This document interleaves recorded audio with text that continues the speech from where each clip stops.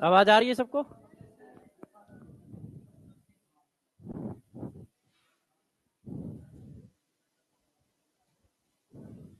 Heading बताना जरा, कहां तक थे हम लोग?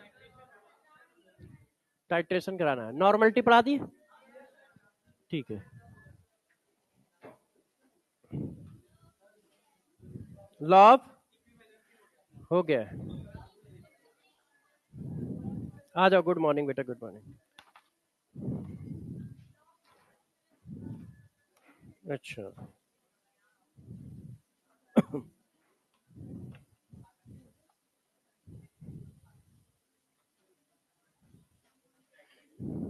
ठीक है।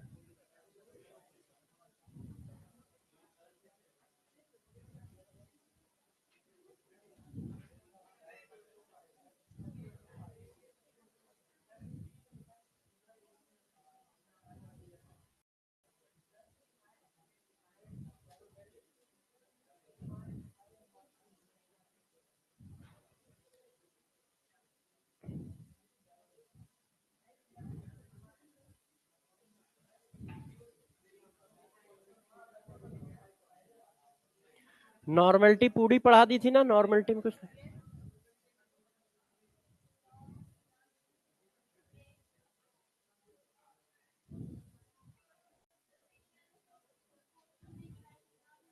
हाँ हाँ, ठीक है बेटा।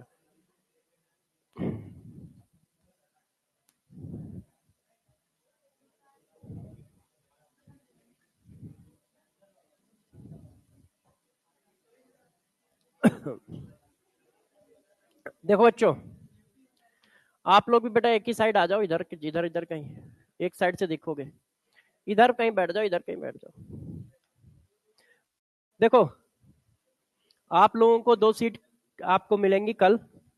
ठीक है। एक सीट क्या है, आपकी मक्कारी का ध्यान रखते हुए कि आप लोग थ्योरी या फार्मूले कितने रिवाइज कर पाओगे कितने नहीं।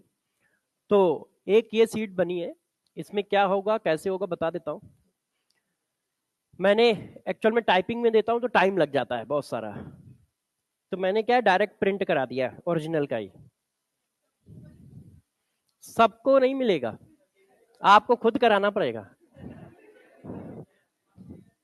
देखो इसमें क्या है मैं बता देता हूँ।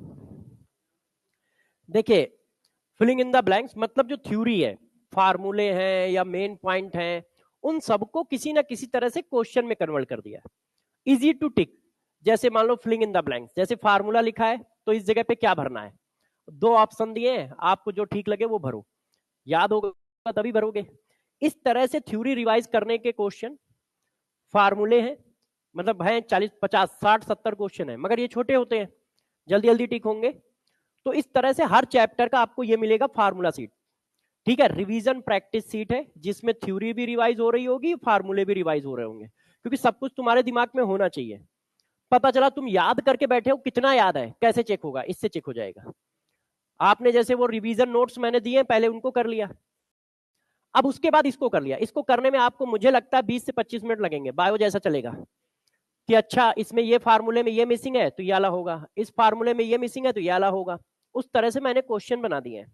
तो एक सीट आपको ये मिलेगी, इसकी आंसर की ये पीछे है, चैप्टर वाइज है। तो सबसे पहले आपको 12th का मिलेगा पूरा इस तरह से। तो मैं टेलीग्राम पे डलवा दूंगा, आपका काम होगा प्रिंट निकालना, तो इस तरह से निकल आएगा। ठीक है। एक ये सीट करनी होगी। इसके बाद क्यूएसडी प्राइम पूरा 12th का मैंने करा दिया है। 11th का अभी नहीं आया है, 12th का आ गया है। हाँ, ये बच्चे ने ही किसी ने बनाई थी तो वहीं से पड़ी हुई है, एक छोटी एक बड़ी। एक बच्चे ने बनाई थी किसी ने, है ना? हाँ। तो आपको ये मिलेगा, अभी 12th का मिलेगा। 12th में क्वेश्चन है 143, मतलब 3 चैप्टर, इलेक्ट्रोकाइनेटिक्स और सोल्यूशन। इस नहीं, पूरा 12th एक साथ, पूरा 11th एक साथ। आपको करना क्या है, 12th के क्वेश्चन या 11th के क्वेश्चन, न्यूमेरिकल क्वेश्चन इस तरह से डिजाइन किए गए हैं कि जब आप उनको करो तो आपके सारे कॉन्सेप्ट रिवाइज हो जाए। मतलब हर कॉन्सेप्ट से एक क्वेश्चन लिया गया है कि इस कॉन्सेप्ट को डिस्कस करने के लिए ये वाला क्वेश्चन बच्चा डिस्कस कर लेगा, मतलब कर लेगा तो अपने आप कॉन्सेप्ट रिवाइज हो जाएगा। ये क्वेश्चन कर लेगा तो कॉन्सेप्ट भी रिवाइज हो जाएगा, साथ में पेपर में भी वही क्वेश्चन आएंगे। तो ये क्वेश्चन आप पेपर से पहले 2-3 बार जरूर लगा लेना। इनकी आंसर की है वीडियो सोल्यूशन या किसी तरह के सोल्यूशन नहीं है, ठीक है। तो पहले हम लोग किस फॉर्मेट में चलेंगे, पहले आप रिवाइज करो वो जो हाथ से लिखी हुई नोट्स है जो हमने अभी आपको भेजी है, एक 60 नोट्स, सीएसडी नोट्स, उसमें फार्मूले लिखे हैं, कॉन्सेप्ट लिखे हैं, आप पहले उसको रिवाइज करो। वो कितना तुम्हें याद है, फिर ये क्वेश्चन ये सीट कर लो, 15 से 20-25 मिनट लगेंगे। इसमें क्या है, वही फार्मूले या सीट में क्वेश्चन बन गए, ठीक है। हर मतलब चैप्टर में 50 क्वेश्चन मैंने बनाया है, आप इसको टिक कर लो, सॉल्व कर लो। तो उससे क्या हुआ, थ्योरी तुम्हारे दिमाग में बैठ गई, उसको देखकर और इसको देख के। फिर हम लोग आ गए क्वेश्चन पे, रिवीजन में। फिर ये क्वेश्चन कर लिए, 140-42 क्वेश्चन है, इनको आप कर लोगे, electrochemistry, chemical kinetics and solution, दोनों तरफ से कराए हैं, जैसे आप ज्यादा से ज्यादा क्वेश्चन एक पेज में आ पाए। इसके बाद नहीं, इसके बाद भाई सारे बच्चे मेरे लिए तो एक ही जैसे है ना, तो मिलेगा तो सबको मिलेगा, नहीं तो किसी को नहीं मिलेगा। तो देखो क्या करना होगा जरा समझिएगा। तो आपको ये काम करना है, मगर आप खुद काम कर पाओ इसके चांसेस कम रहते हैं, क्योंकि फ्रीडम मिलती है ना, खुद करना है तो फ्रीडम है ना, कल करेंगे, परसों करेंगे, अभी मैच देख लेते हैं, कल सुबह से चालू करेंगे, आज तो मैच है। हाँ वही बात है। हाँ हाँ हाँ, मैं तो दुनिया, मैंने आपको जो सिखाया है वही मैं करता हूँ। मैंने आपसे कहा दुनिया में कोई चीज गलत नहीं होती है, बट टाइमिंग गलत होती है। तो मैच मैं देखता हूँ, उसमें क्या है, मैं क्या मैच में देखता हूँ, मेरे पास जितना टाइम है उसके हिसाब से, वो 15 मिनट की जो हाईलाइट आती ना रात में, मतलब मैच खत्म होने के बाद एक जो आता है, मैं उसको देख लेता हूँ, उससे मेरा सेट हो गया मामला, ठीक है, उतना ही टाइम है। अच्छा, काम की बात बताता हूँ, इन लोगों ने इधर उधर डाइवर्ट कर दिया। तो देखो कल मैं, हाँ आज बनाया नहीं है तो कल बनाऊंगा, कल सुबह आपको एक वीडियो मिलेगा, उसमें क्या है मैं आपको पहले ही बता देता हूँ, लगभग डिटेल आप उसमें देख लेना, समरी बता देता हूँ, 5-7 मिनट का, 10 मिनट का होगा क्या, आप अपनी तरफ से तो करोगे नहीं, या करोगे भी तो 4 बच्चे करेंगे, 95 बच्चे करेंगे नहीं, वो कहेंगे अच्छा अभी मैं ये कर रहा हूँ, कल मैं ये करूंगा, परसों मैं ये करूंगा, अपना वो पड़ा रहेगा। तो क्या है, इसकी मैं एक सीरीज बना दूंगा, सिर्फ 2 ही लेक्चर लूंगा, 2 से ज्यादा मैं लेता नहीं हूं। एक लेक्चर में सारे फार्मूले वाला क्वेश्चन करा दूंगा, आप मेरे साथ करो, तुम याद करके आओ, टिक करो, भरो, जैसे भी क्वेश्चन मैंने डिजाइन कर रखे हैं, कुछ ट्रू एंड फॉल्स है, कुछ फिलिंग इन द ब्लैंक्स के फॉर्म में है, कुछ सिलेक्शन के फॉर्म में, इनमें से कौन सा फार्मूला सही है, एक गलत फार्मूला लिखा है उसी का, एक उसी का सही फार्मूला लिखा है, ठीक है, एक गलत फार्मूला लिखा है, एक सही फार्मूला लिखा है, इस तरह से 3-4 टाइप के क्वेश्चन डिजाइन कर दिए। इससे क्या होगा कि आपको थ्योरी, फार्मूले वो सब दिमाग में बैठ जाएंगे। तो एक क्लास इसकी ले लूंगा, वो मेरे हिसाब से 1.5 घंटे में तीनों चैप्टर निपट जाएंगे, 1.5 घंटे में वही होंगे 100 क्वेश्चन, मगर हो जाएंगे, क्योंकि टिक ही तो करना है, और तुम्हें भी बहुत ज्यादा आता है, हमें भी आता है, तो हम लोग टिक कर लेंगे। फिर एक क्लास जो दूसरी क्लास होगी वो लंबी होगी, 5-6 घंटे की होगी।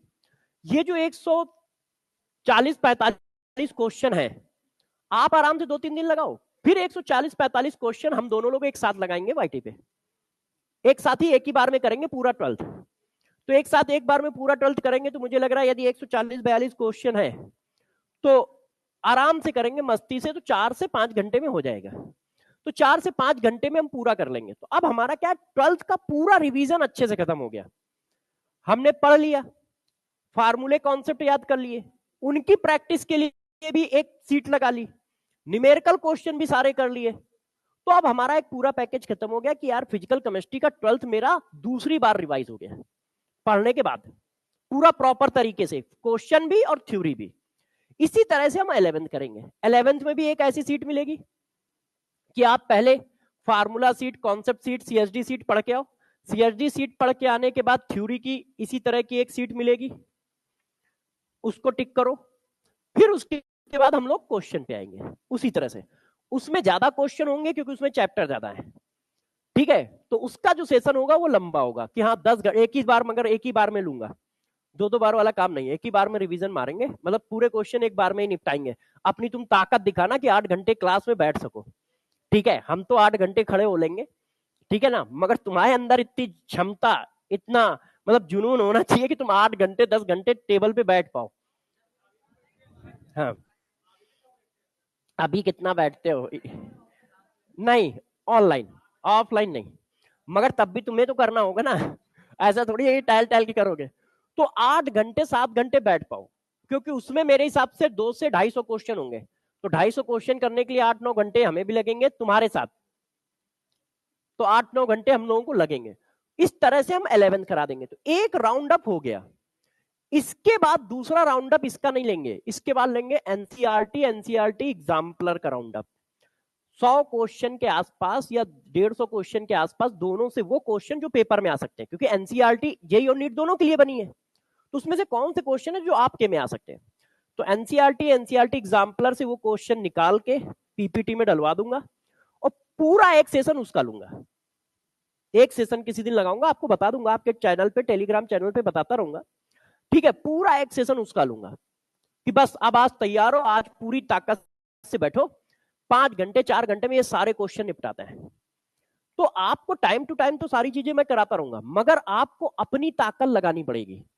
मैं तो करा ले जाऊं क्योंकि मेरा काम है ये, डेली हर साल कर रहे हैं तो इस साल भी कर ही देंगे, मगर आप हर साल नहीं कर रहे हो, आप तो पहले साल प्रिपरेशन कर रहे हो ना, तो आपके लिए टफ होगा ये सारा करना। तो आप अपने अंदर उतनी ताकत जुटाओ। हमारा बस इतना हो सकता है कि आज वादा किया है कल पूरा करूं, क्या आज वादा किया है एक दिन पहले पूरा कर दूं, बस। मगर तुम्हें इतनी एनर्जी समेट के लगनी पड़ेगी कि नहीं यार, ये सेशन आज के आज ही खत्म कर दे, जैसे बैकलॉग टाइप की चीज अब ना रह जाए कि आज हम दोनों लोग यदि खड़े हैं चैनल पे तो क्वेश्चन कर रहे हैं तो करते जाए, ऐसा नहीं कि अरे यार चलो अब थोड़ी देर आराम कर लेते हैं, क्योंकि जो बैकलॉग बना वो छूटा, बना वो छूटा। मैं एक ही सेशन में क्यों कर रहा हूं कि नहीं बस एक सेशन में निपटाओ, अगले सेशन में कुछ अलग एक्साइटमेंट करेंगे। यदि वो बनता है दूसरे सेशन में गया तो आपकी एनर्जी भी डाउन होती है, मेरी भी डाउन होती है, क्योंकि दोनों ही इंसान टाइप के लोग हैं, है ना, अलग अलग प्रजाति में तो पाए नहीं जाते। तो जो तुम्हारे साथ हो रहा होता है वही मेरे साथ भी हो रहा होता है ना, तुम्हें लगता है अरे यार, वैसे मुझे भी लगता है अरे यार, तो मैं एक ही बार में निपटाएंगे दोनों लोग, हमें भी खड़े होने में ताकत लगेगी, एनर्जी जाएगी, दर्द होगा पैर में, ऐसा थोड़ी ना है कि 8 घंटे खड़े रहेंगे तो ऐसा ही सब चल रहा होगा, गले के तोते उड़ जाते हैं। मगर हाँ, वो सब समेटते हुए हम खींचेंगे।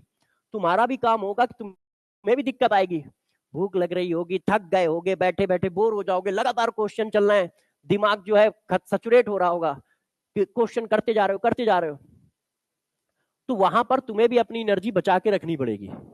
बीच में ब्रेक देंगे, यदि सेशन 4 घंटे से ऊपर का हुआ तो एक 15 से 20 मिनट का ब्रेक देंगे, ठीक है, ऐसा नहीं है। मगर 4 घंटे 5 घंटे का हुआ तो नॉन स्टॉप, 5 घंटे के ऊपर जा रहा है तो ब्रेक।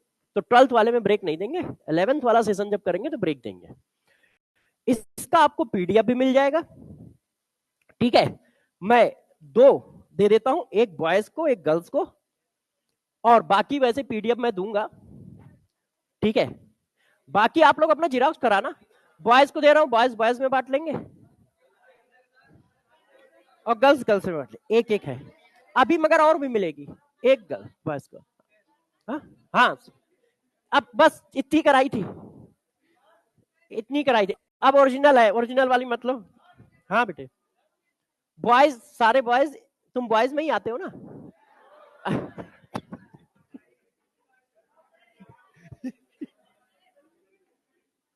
ये दी तो है इस बच्चे को,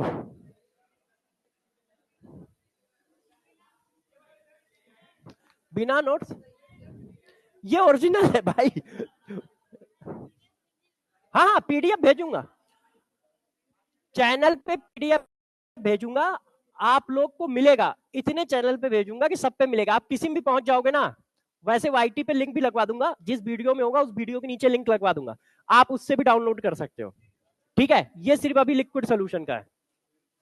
हाँ हाँ बेटे,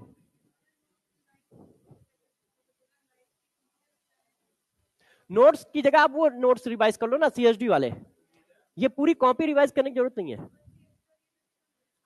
हाँ, और कुछ करना ही नहीं है। ये कॉपी रेयर है, जिसको चैप्टर ना आता हो, बहुत दिक्कत हो किसी सब टॉपिक में, तब कॉपी पे आए, नहीं तो कॉपी करने की जरूरत नहीं है, फिजिकल में जरूरत नहीं है। अच्छा, ठीक है, तो आपको मिल जाएगा। अच्छा, ये वाली सीट मेरे को सबसे अच्छी ये वाली लगती, बेटा एक बार ले ले।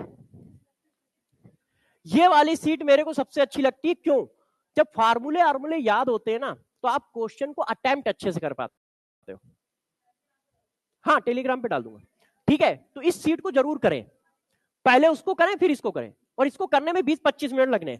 मगर इसमें एक दिक्कत आएगी आपको, जानते हो क्या? आपने टिक कर दिया, अब दोबारा जब करने जाओगे, रिवाइज करना है तो ठीक है पहले से, तो या तो इसका आंसर आप अलग पेज पे लिखो और मैच कर लो।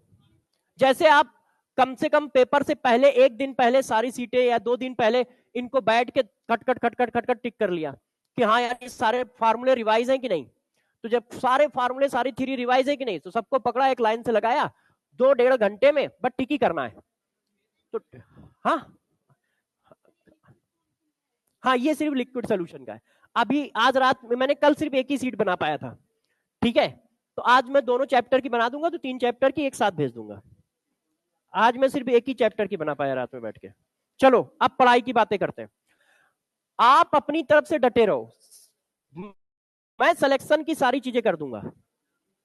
आपके पास फिजिकल केमिस्ट्री के जितने क्वेश्चन आएंगे सब पढ़े हुए आएंगे, मगर कर पाने की जिम्मेदारी, मैं बार बार कह रहा हूं, तुम्हारी है।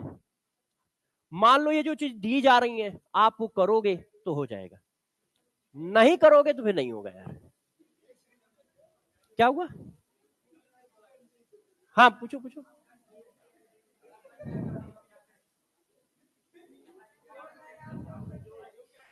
हाँ, नहीं मैं तो कर ही लेता हूँ यार, हमें चिंता तुम्हारी है, अपनी थोड़ी ना है। हम तो 20 साल से ये काम कर रहे हैं, है ना? भैया तुम्हें सेलेक्ट होना है, करते ही थोड़ी रहना है। अच्छा, अब पढ़ाने पे आ जाते हैं। देखो, चलो बीच में बातें कर लेंगे, पहले पढ़ लो जल्दी से सब लोग, ठीक है? हाँ। देखिए, आपके लिए सारे टीचर, अरे लड़ो नहीं भाई, लड़ना है तो यहां लड़ो, उससे एक आराम होगा ना। जो जीतेगा उसको मैं, जो जीतेगा उसको 51 रुपए, जो हारेगा उसको 101 रुपए। अब लड़ तो रहे हो, पैसे कमाओ, हारने वाले। हाँ, तुम लोग भी आ सकते, बॉयज में भी ऑप्शन सबके लिए, बॉयज में भी लड़ सकते हैं। हाँ, नहीं, लड़ाई यहाँ होगी, हारने वाले को देखो चोट लगती है, तो उसको मलहम पट्टी के लिए पैसे ज्यादा चाहिए ना। हाँ, अच्छा पढ़ लो, और सब लोग एक बार लड़ाई करते समय देख लेना किससे लड़ना है ना? इससे मत लड़ जाना कोई। हाँ, इसको ज्यादा कुछ नहीं करना पड़ेगा, बस गिरेगा किसी के ऊपर, बस वो उठेगा नहीं फिर। हाँ, हाँ, आ जाइए, चलो अच्छा पढ़ा लेते हैं।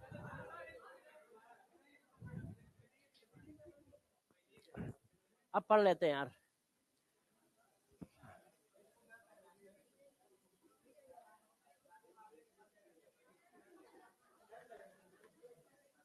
चलो अब आप लोग शांत हो जाओ।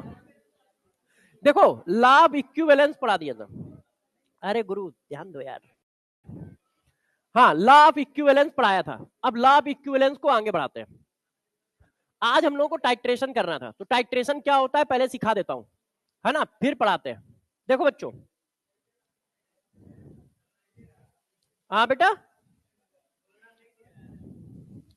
अरे भाई आपस में यार बांट लो। नहीं अभी भी नहीं की, एक बॉयज को दे दी, एक गर्ल्स को दे दी।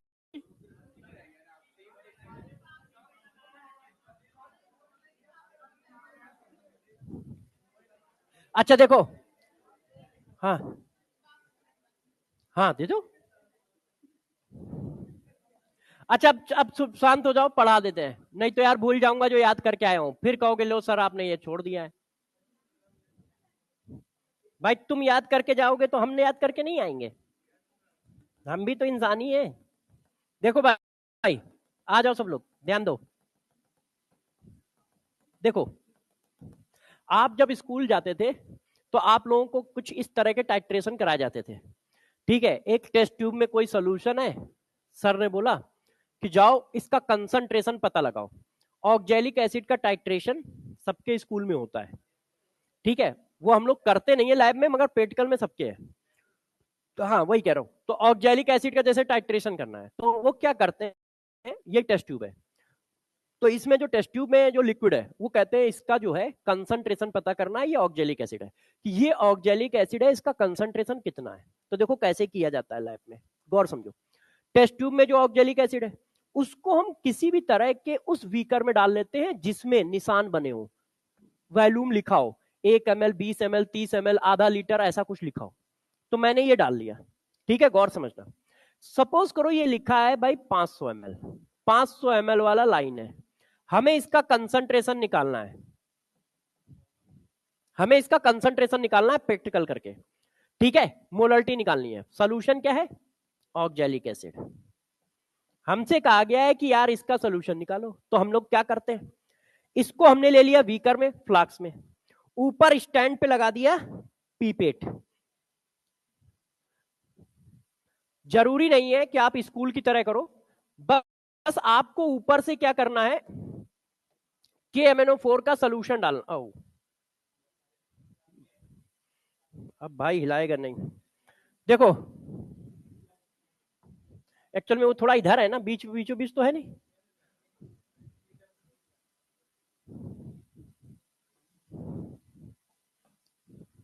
ये देखिए बच्चों, इसमें मैंने भर लिया KMnO4 का सॉल्यूशन।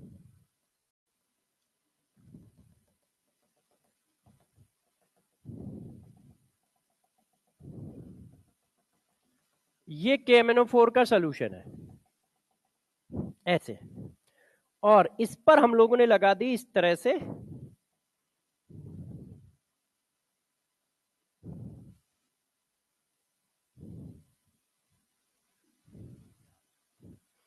अभी क्या है ये देखो, हाँ, अब आपने पीपेट लगा दिया इधर, ये अब आपको KMnO4 डालना है।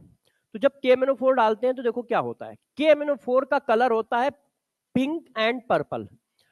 यदि कंसंट्रेशन ज्यादा है तो पर्पल, और कंसंट्रेशन कम है तो पिंक दिखेगा आपको, ठीक है। अब गौर से समझिएगा कैसे होता है टाइट्रेशन, किस तरह से हम करते हैं। अब मैंने क्या किया, इसको धीरे धीरे सोल्यूशन को छोड़ना चालू किया। अच्छा, इसमें रीडिंग बनी होती है, कितने ml है इसमें रीडिंग बनी है, और इसका कंसंट्रेशन भी पता होता है। ये नॉन कंसंट्रेशन का KMnO4 का सोल्यूशन है। जो आपके यहाँ बॉटल रखी होती है ना लैब में, उसका कंसंट्रेशन उसमें लिखा होता है बॉटल में। अब उसी बॉटल से आपने पीपेट पे डाला, पीपेट पे वॉल्यूम के निशान बने हैं, तो इसका मतलब आपको इसका कंसंट्रेशन भी दिया है, ठीक है। अपनी तरफ से कुछ भी मान लेते हैं, इसका कंसंट्रेशन भी दिया है। अभी हमें यह नहीं पता है कितना वॉल्यूम यहां रिक्वायर्ड है, मगर कंसंट्रेशन पता है।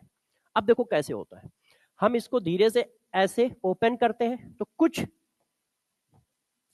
कुछ KMnO4 नीचे आता है ऐसे।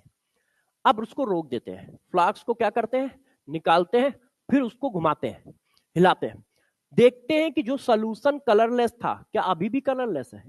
यदि कलरलेस है इसका मतलब टाइट्रेशन ऑन है। क्यों ऑन है, क्योंकि KMnO4 जो होता है वो पिंक कलर का होता है, और यदि वो रिएक्शन में पार्टिसिपेट कर रहा है तो Mn2 पॉजिटिव बना रहा है। अब देखो ये कलरलेस है, तो आपने देखा कि प्रोडक्ट में कोई कलर नहीं आ रहा है, इसका मतलब जो आपने KMnO4 डाला उसने रिएक्शन कर ली और Mn2 पॉजिटिव में कन्वर्ट हो गया। इसका मतलब रिएक्शन चल रही है। फिर आपने थोड़ा सा डाला, फिर पिंक कलर आया, फिर आपने उसको घुमाया, फिर देखा कि यार कोई कलर नहीं आ रहा है, इसका मतलब फिर KMnO4 जो गया उसने रिएक्शन कर ली और अपने को Mn2 पॉजिटिव में चेंज कर दिया। अब जब आप ऐसा करते रहोगे तो आपने फिर एक बार इसको ओपन किया, फिर कुछ KMnO4 आया, आपने इस बार जब इसको घुमाया तो देखा नहीं यार, लाइट, बहुत ही लाइट पिंक कलर इसमें आने लगा है। अब ये बिल्कुल कलरलेस नहीं हो रहा है, हल्का सा पिंकिश है, बहुत ही लाइट। तो अब आपको टाइट्रेशन नहीं करना है, इससे क्या पता चला, जरा गौर से देखो, जब ऑक्जेलिक एसिड पूरा न्यूट्रलाइज हो जाएगा, पूरा ऑक्सीडाइज हो जाएगा, तो KMnO4 किसी से रिएक्शन तो करेगा नहीं। तो अब आपने जो KMnO4 डाला वो KMnO4 ही रहेगा, और KMnO4 रहेगा तो पिंक कलर रहेगा। तो जैसे ही हल्का सा पिंक कलर उसमें दिखने लगता है तो हम समझ जाते हैं कि KMnO4 अब एक्सेस में हो रहा है। जितना ऑक्जेलिक एसिड था वो सारा का सारा रिएक्शन कर चुका है, तो हम उसको रोक देते हैं।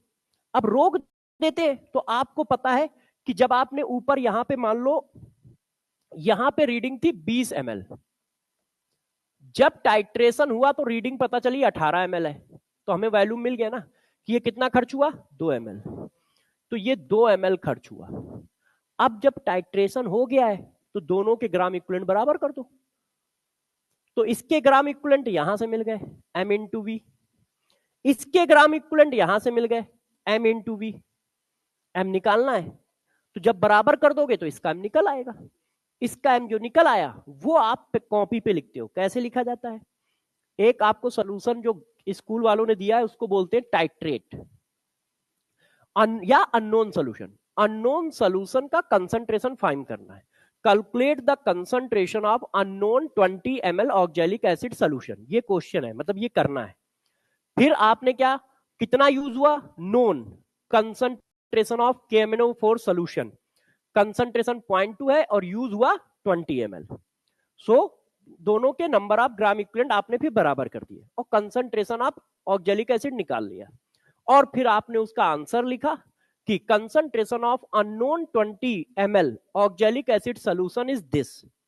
अब वो कॉपी बन गई, मतलब टाइट्रेशन कंप्लीट हुआ, अब आपने जमा कर दिया। ये है टाइट्रेशन। अब इस टाइट्रेशन का नाम रखा जाता है रिएक्शन के नाम के बेसिस पे। जब आयोडीन यूज हो रही होती है तो आयोडीन टाइट्रेशन होता है तो उसको बोलते हैं आइडियोमेट्री या ईडियोमेट्री, दो तरह के होते हैं वो। KMnO4 का ऑक्जेलिक एसिड के साथ किया जा रहा है तो इसको बोलते हैं वॉल्यूमेट्रिक टाइट्रेशन, इसको बोलते हैं वॉल्यूमेट्रिक टाइट्रेशन। तो अब टाइट्रेशन के नाम होंगे। यदि फिजिकल के हिसाब से पूछो तो हमें कुछ नहीं करना है, बार बार ग्राम इक्विवेलेंट इक्वल करना है। स्कूल के हिसाब से पूछो तो इसको हमें लिखाना पड़ता है, मतलब ये जैसे मैंने पढ़ाया, जैसे मैं 12th में पढ़ा रहा होता तो फिर मैं ऐसे ना पढ़ाता जैसे अभी आपको पढ़ा रहा हूं, उसमें मैं थोड़ा सा लिख देता, क्योंकि उन बच्चों को स्कूल में प्रैक्टिकल करने पड़ते हैं, तो उनको थोड़ा लिख के देता कि देखो यार ये अननोन सोल्यूशन है, ये नोन सोल्यूशन है, इनके ग्राम इक्विवेलेंट इक्वल किए तो ऐसे आया। तो जब वो स्कूल में जाए तो अपना प्रैक्टिकल कर पाए। टीचर भी जानता है कि बच्चे इतने प्रैक्टिकल नहीं करते, तो उससे वो थ्योरेटिकल क्वेश्चन ही पूछता है इन सब के बारे में जो मैंने अभी बताया है। अब हमें यहाँ क्या करना है, हमें कुछ नहीं करना, हमें सिर्फ क्वेश्चन करने हैं। नाम से अपने को कोई लेना देना ही नहीं है, तुम किस तरह से कर रहे हो, कब इक्विवेलेंट आएगा, हम कोई प्रैक्टिकल थोड़ी करने जा रहे हैं। ना तो हम स्कूल की लैब में बैठे हैं और ना हमारे पास कोई थ्योरेटिकल लिखने को आना है, अब तो सिर्फ क्वेश्चन आने हैं। तो क्वेश्चन आने तो क्या करना है, बस ग्राम इक्विवेलेंट बराबर करना है। किसके किसके बराबर करना है, जो दिया जाए उसके और जो निकालना है उसके, बस और कोई काम नहीं करना है। अपने को हर क्वेश्चन में सिर्फ 3 स्टेप करने हैं, हर क्वेश्चन में 3 स्टेप। पहला स्टेप, आपको रिएक्शन मतलब रिडॉक्स रिएक्शन लिखनी है, पहले से लिखी है तो बहुत अच्छी बात है। दूसरा step, number of gram equivalent equate करने हैं, number of gram equivalent. Number of gram equivalent को आप इक्विवेलेंट भी कह सकते हो, इक्विवेलेंट शॉर्टकट में कहते हैं इक्विवेलेंट, इक्वल करने हैं।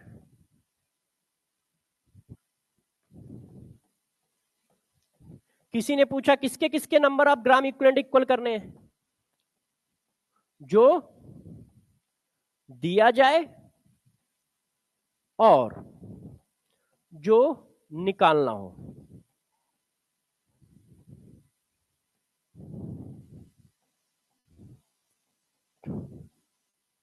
बस अपने को ये करना है, जो पूछ रहा होगा अपने आप आ जाएगा। अपने को सिर्फ यही 2 स्टेप करने हैं, रिएक्शन लिख के ग्राम इक्विवेलेंट इक्वेट कर देना है। किसके, जो कुछ दिया जा रहा होगा, किसके, जो निकालना होगा, बस। अब बात आई ग्राम इक्विवेलेंट कैसे निकालोगे, तो सिर्फ 2 फार्मूले से निकालेंगे। नंबर ऑफ ग्राम इक्विवेलेंट निकालने के हमारे पास 2 फार्मूले हैं। किसी ने कहा भाई नंबर ऑफ ग्राम इक्विवेलेंट कैसे निकालोगे, तो या तो हम मोल इंटू एन फैक्टर से निकालेंगे या फिर हम निकालेंगे normality into volume in litre, बस। ठीक है, इतना करना है। अब मैं करके कुछ दिखाता हूं, नहीं तो आप लोग कहोगे नहीं सर यार ऐसा थोड़ी होता है, हम क्वेश्चन नहीं कर पाए तो मैंने कहा बात तो सही है, तुम नहीं कर पाए तो चलो अब कुछ करते हैं, है ना। देखो बच्चों, पहला क्वेश्चन हमारी स्क्रीन पे ये आया। अब इस क्वेश्चन को हम लोग पढ़ते हैं। लिखा है the number of mole of KMnO4 that will be needed to react with 1 mole of sulphide ion in acidic medium. तो ठीक है, वो कह रहा है कि यार KMnO4 के कितने मोल खर्च होंगे। तो हमारा काम क्या है, पहले रिएक्शन लिखना, दूसरा हमारा काम क्या है, नंबर ऑफ ग्राम इक्विवेलेंट को बराबर करना, इसके अलावा कुछ नहीं। क्या पूछ रहा है, इस पर फोकस ज्यादा नहीं रखना है, वो अपने आप निकलेगा, ये मैं कह रहा हूं। जब आप इतना लिख के छोड़ दोगे ना, फिर सोचोगे अच्छा क्या पूछ रहा है, कैसे निकलेगा, तो अपने आप दिख रहा होगा, वो अपने आप निकल आता है। चलो एक बार कोशिश करते हैं। देखिए KMnO4 की रिएक्शन बच्चों हमें किससे करानी है, सल्फाइड। अब देखो सल्फाइड का मतलब क्या होता है, ठीक है ना, sulphide S double negative, sulphide SO3 double negative, sulphate SO4 double negative. अब यार मीडियम एसिडिक है तो KMnO4 किसमें चेंज होगा, मैंने आपको लिख के दिया था कि ये 4-6 रिएक्शन याद रखना, बार बार यूज होंगी। KMnO4 एसिडिक मीडियम में किसमें चेंज होता है, Mn2+2 में। तो यार ये चला गया Mn2+2 में। अब KMnO4 के पास एक ही नेचर होता है कि वो ऑक्सीडाइजिंग एजेंट होता है। तो जब वो ऑक्सीडाइजिंग एजेंट है तो इसको ऑक्सीडाइज करेगा। अब सल्फर +4 में है तो सल्फर की अब एक ही ऑक्सीडेशन नंबर बची है +6, तो ये +6 में चला जाएगा। मान लो आपको ना पता चले कि क्या बनेगा तो कोई दिक्कत नहीं है, हमें क्या बनना है उससे लेना देना नहीं है, किस ऑक्सीडेशन नंबर पे जा रहा है इससे लेना देना है। मान लो आपको नहीं पता कि सल्फेट बनेगा, मत बनाओ, बस तुम्हें ये पता है कि यार +4 से है तो +6 में जाएगा, है कि नहीं, तो बस इतना याद है तो बस ठीक है। हमें कोई मतलब नहीं है कि प्रोडक्ट क्या रहा है, हमें मतलब है उसकी ऑक्सीडेशन नंबर से। अच्छा, सल्फर +4 के बाद +6 आता ही है और कोई ऑक्सीडेशन नंबर बीच की मिलती नहीं है। हाँ, ऑक्सीडाइज होगा इसलिए, डी ब्लॉक अभी हुआ है कि नहीं, तो फिर कैसे पूछ रहे हो। KMnO4 सिर्फ ऑक्सीडाइजिंग एजेंट है। KMnO4 के पास दो ही नेचर है, जैसे मान लो मेरी बात करो, ठीक है, या तरुण सर की बात कर लो, MD सर। अब तरुण सर आएंगे तो उनके पास एक ही नेचर है, वो जूलॉजी बॉटनी पढ़ाएंगे। MD सर आएंगे जूलॉजी पढ़ाएंगे, मैं आऊंगा तो फिजिकल केमिस्ट्री पढ़ाऊंगा। मगर एक नेचर और है कि मान लो चलो ऑर्गेनिक पढ़ा दूंगा, मान लो एक और है इनऑर्गेनिक पढ़ा दूंगा, तो 3 नेचर है। तो मेरे पास 3 नेचर है कि हम 3 में से कोई काम कर सकते हैं। तरुण सर आए तो 2 नेचर है कि वो बॉटनी पढ़ा सकते हैं, जूलॉजी पढ़ा सकते हैं। MD सर आए तो भी 2 नेचर है, MD सर भी जूलॉजी पढ़ा सकते हैं, बॉटनी पढ़ा सकते हैं। मेरे पास 3 नेचर है कि ऑर्गेनिक भी पढ़ा सकते हैं, इनऑर्गेनिक भी पढ़ा सकते हैं, फिजिकल भी पढ़ा सकते हैं। इन्हीं में से तो कोई एक काम करूंगा, ऐसा तो नहीं मैं बॉटनी पढ़ा दूंगा, वो तो नेचर में है ही नहीं, ना फिजिक्स पढ़ाऊंगा। तो मतलब 3 है। इसी तरह मॉलिक्यूल के पास भी कुछ ही नेचर होते हैं, चाहे वो ऑर्गेनिक हो चाहे इनऑर्गेनिक हो। दसियों नहीं है कि वो कुछ भी कर देगा, ऐसे कैसे कर देगा, सुपरमैन थोड़ी ना है, वो भी बेचारा मॉलिक्यूल ही है ना।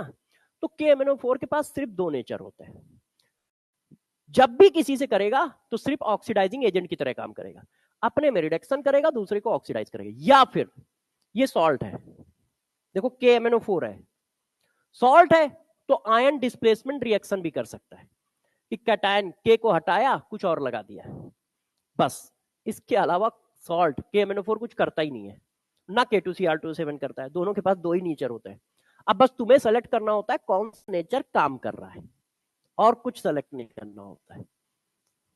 तो हर रिएक्शन में बस इतना ही सेलेक्ट करना है कि कौन सा नेचर काम कर रहा है। अब K का रिप्लेसमेंट हो नहीं सकता है क्योंकि कोई दूसरा मेटल ही नहीं दिया गया है, ठीक है, सिर्फ ऑक्सीडेशन का काम कर सकता है। अब ऑक्सीडेशन का काम करेगा तो इसकी ऑक्सीडेशन नंबर बढ़ाएगा। सल्फर की +4 है तो उसके बाद उसकी +6 होती है और कोई होती ही नहीं है, तो बस +6 में ले जाएगा। हाँ, यहां प्रॉब्लम हो सकती है कि सल्फेट बनेगा या कोई और +6 वाला बनेगा, तो उससे अपने को लेना देना नहीं है फिजिकल वाले को, वो तो इनऑर्गेनिक वाले की प्रॉब्लम है, वो समझे अपना, है कि नहीं? अपनी क्या प्रॉब्लम है, तो वो तो उस इनऑर्गेनिक में समझोगे ना। तो हम तो सेफ है ना इस जगह पे अभी। तो +4 से +6, बात खत्म हो गई अपनी। अब बात आई क्या, हमने कहा कि भाई रिएक्शन लिख गो, लिख गई। दूसरा काम क्या है कि जो पूछा जाए, जो निकालना हो, उनके ग्राम इक्विवेलेंट इक्वल करो। तो पूछ क्या रहा है, ये दिया क्या है, ये चेक करो, भाई का 1 मोल दिया है और इसके मोल पूछ रहे हो, बस इन दोनों के ग्राम इक्विवेलेंट बराबर कर दो। तो पहली बार है तो मैं लिख रहा हूं पूरा, नहीं तो अगली बार से सीधा वैल्यू डाल दूंगा, है ना। तो मैंने लिखा number of gram equivalent of KMnO4 equal to number of gram equivalent of sulphide ion. अब ग्राम इक्विवेलेंट कैसे लिखें, तो दो रास्ते हैं, मोल इंटू एन फैक्टर या एन इंटू वी। तो एन वी वाला तो काम होगा नहीं, नॉर्मलिटी कहीं दी नहीं है, वैल्यूम कहीं दी नहीं है, तो मोल इंटू एन फैक्टर चलते हैं। मोल निकालने हैं, एन फैक्टर निकाल लो। तो देखो यहां कितना है, 1, 7 -2 5, यहां पे +2 है ना, तो ये मोल एन फैक्टर यहां कितना है, 1। अच्छा, एन फैक्टर में कैसे लिख रहा हूं, सब लोग समझ रहे हैं, क्योंकि पढ़ा चुका हूं इसलिए मैं सिर्फ लिख रहा हूं, डिटेल नहीं दे रहा कैसे निकाला। 1 4 -6 2, तो मोल कितना आ गया, बस आप टिक कर दो। हर क्वेश्चन में यही करना। अब देखो जैसे ही लिख दोगे, देखो आपको पता चल गया, मोल पूछ रहा है, लो मोल निकल आएंगे, बस इसको इधर ले जाओ, आपको कुछ नहीं करना है, आपको बस, ये कैसे आ जाता है,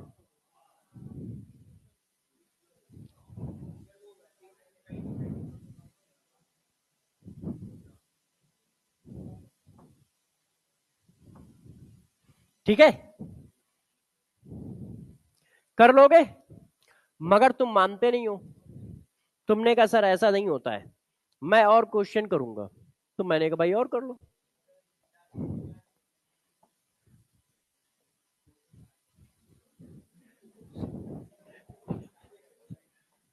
अरे यार, चलिए क्वेश्चन करो। अब देखो हम लोग फिर पढ़ते हैं, कहा जा रहा है how many gram of iodine are present in a solution. अब ये देखो, हो सकता है इसमें ऐसा भी क्वेश्चन लिख दे कि इन आइडियोमेट्रिक टाइट्रेशन ऑफ आयोडीन, भूकाल तो बनाएगा ही, तो आपको टाइट्रेशन कौन सा दिया है कौन सा नहीं दिया उससे कोई मतलब नहीं है, अपने को बस एक बार रिएक्शन लिख के ग्राम इक्विवेलेंट बराबर कर देते हैं। तो देखो, how many gram of iodine are present in a solution which required 40 ml of 0.11 N Na2H2O3 to react with it via the reaction। इस बार रिएक्शन दे रखी है, पहला स्टेप अपने को कर रखा है और आराम हो गया। अब दिया क्या है भाई, निकालना क्या है, ये उठा के दोनों के ग्राम इक्विवेलेंट बराबर कर दो। रिएक्शन इस बार लिख के दी है तो हमें आराम है, हमें लिखनी नहीं पड़ रही है। तो भाई इसके नंबर आप ग्राम इक्विवेलेंट, अब थोड़ा डायरेक्ट लिख दूं, संभाल लोगे सब लोग। देखो number of gram equivalent N into V 40 ml, ml लिखना हम पसंद नहीं करते हैं, लीटर बना लिया, M into V volume litre में होना चाहिए ना, इसके ग्राम इक्विवेलेंट लिख गए बराबर। अब इसके लिखो M, क्या निकालना है, how many gram, mole into n factor. देखो इसकी वैल्यू n इंटू वी में दी थी, तो n इंटू वी से नंबर ऑफ ग्राम इक्विवेलेंट निकाल लिए, इसमें ग्राम पूछ रहा है तो मोल इंटू एन फैक्टर से नंबर ऑफ ग्राम इक्विवेलेंट निकाल लेते हैं। नंबर ऑफ ग्राम इक्विवेलेंट ही तो बराबर करने हैं, चाहे जैसे निकाल के आओ, है कि नहीं, ये थोड़ी कोई पूछ रहा है। अब मोल इंटू एन फैक्टर कैसे निकालोगे, 2 0 -1, आयोडीन का एन फैक्टर कितना आया, 2। समझ पा रहे हो सब लोग। अब आपने जिद की है तो देखो मोल बनाओ भाई,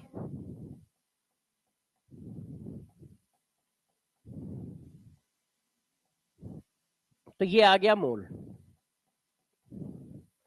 अच्छा, आप लोगों ने ये समझा मैंने कैसे लिखा ये? क्योंकि इस बार मैंने वो लाइन नहीं लिखी, डायरेक्ट वैल्यू डाल दी है। क्लियर है ये लाइन सबको? तो बस फिर तो कैलकुलेशन चल रही है। मोल आ गया, अब मास बनाना है। तो मोल को मास कैसे बनाते हो? मॉलिक्यूलर वेट से मल्टीप्लाई करके। तो mass of iodine, mole of iodine into molecular weight. एक आयोडीन का 127 होता है, 2 आयोडीन का क्या होगा? 254। जब आप करोगे तो बच्चों ये आंसर आ जाएगा। है? अब ये क्वेश्चन अलग, रिएक्शन अलग, टाइट्रेशन अलग, हमने कोई काम अलग नहीं किया है। रिएक्शन दी थी, नंबर ऑफ ग्राम इक्विवेलेंट बराबर किए। किसी ने कहा भाई किसके बराबर करोगे? तो हमने कहा यार जो दिया जाए, जो पूछा जाए उसके ग्राम इक्विवेलेंट बराबर कर दो। कोई बड़ा काम अपने को करना ही नहीं है। क्यों? बड़ा काम अपने को आता ही नहीं है, तो करेंगे क्यों? है कि नहीं भाई बच्चों? अब तुमने जिद की कि नहीं यार एक क्वेश्चन और करेंगे, तो मैंने कहा कर लो भाई, ठीक है। आप लोग क्वेश्चन पे फोकस करो, मैं फोकस अपना दूसरी जगह करता हूं।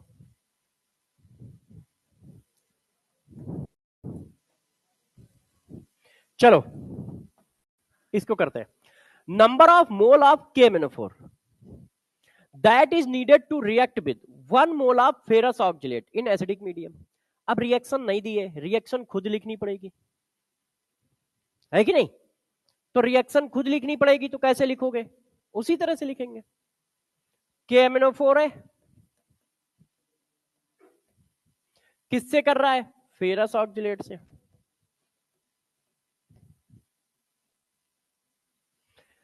मीडियम एसिडिक है तो KMnO4 किस में चेंज हो गया?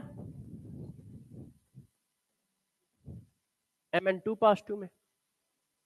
अब फेरस ऑक्जिलेट किस में जाएगा? तो यार फेरस है तो फेरिक में जाएगा, और ऑक्जिलेट आयन किस में जाएगा? कार्बन डाइऑक्साइड में। आप ध्यान दो, जो भी रिएक्शन यूज हो रही है नोटबुक में करा रखा है। फेरस ऑक्जिलेट कैसे ऑक्सीडाइज होता है बता रखा है। अब देखो, एक एटम का रिडक्शन और 2 एटम का ऑक्सीडेशन, फेरस ऑक्जिलेट में मैंने पढ़ाया था 2 एटम का ऑक्सीडेशन होता है, आप चेक करो।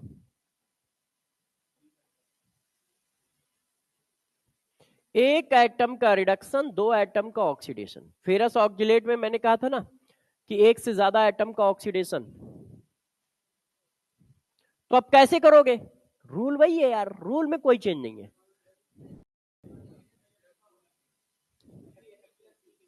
अच्छा, 3 लिख देंगे यार, बच्चे थोड़ी गलत बोलते हैं।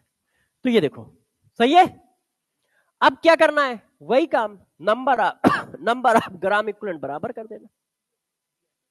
तो किसके number of gram equivalent? Mole of KMnO4। ये पूछ रहे हो, ये दिया है, इनके बराबर करेंगे। तो मोल इनटू एन फैक्टर, इसका एन फैक्टर कितना? 5। वही रिएक्शन लिखिए। मोल दिया है, मोल कितना दिया देखना, 1 मोल इनटू एन फैक्टर। अब एन फैक्टर निकालते हैं। इसके नीचे कितना लिखा है? 1, 2 -3 +2। अब कोई ये तो समझ रहे हो ना मैंने ऐसे कैसे लिख दिया? मैंने रूल सब पढ़ा रखे हैं कि यदि एक से ज्यादा है तो कैसे करोगे, ये सब पढ़ा रखा है, ठीक है। अब कितना आया? 3। तो मोल कितने आ गए? बस आंसर हो गया। सही है? समझ पा रहे हो सब लोग? कर पा रहे हो? क्लियर है सबको? कर लोगे? डरोगे तो नहीं? चलो एक क्वेश्चन आपसे पूछता हूं, देखते हैं कैसे करते हो। बताओ, 5 रुपए वाला क्वेश्चन है। +5 -5, पूरा स्टेटमेंट सुन लो। और चाहो तो +10 -10 भी कर सकते हो। सोच लो, देने भी हैं।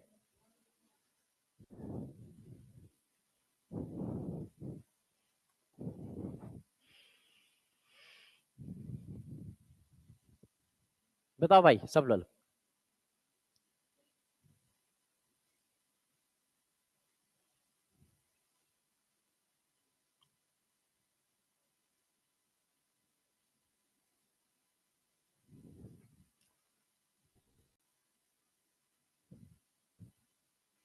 बताओ। +5 -5।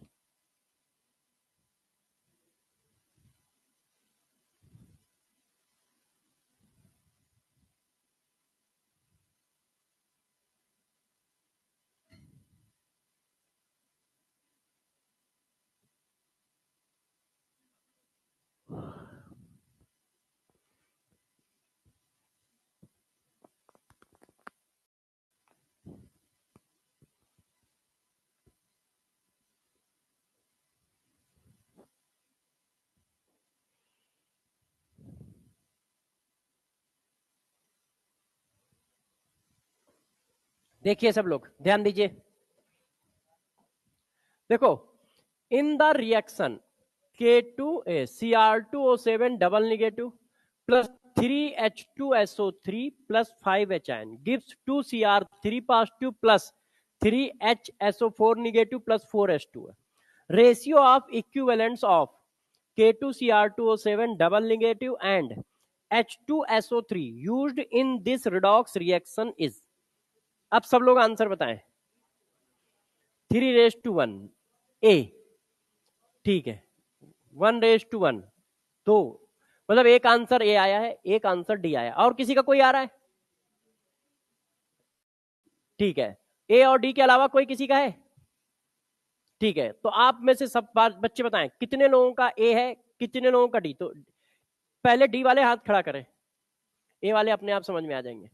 डी वाले 2 3 2 5 6 7 और 8 9 बच्चे हैं।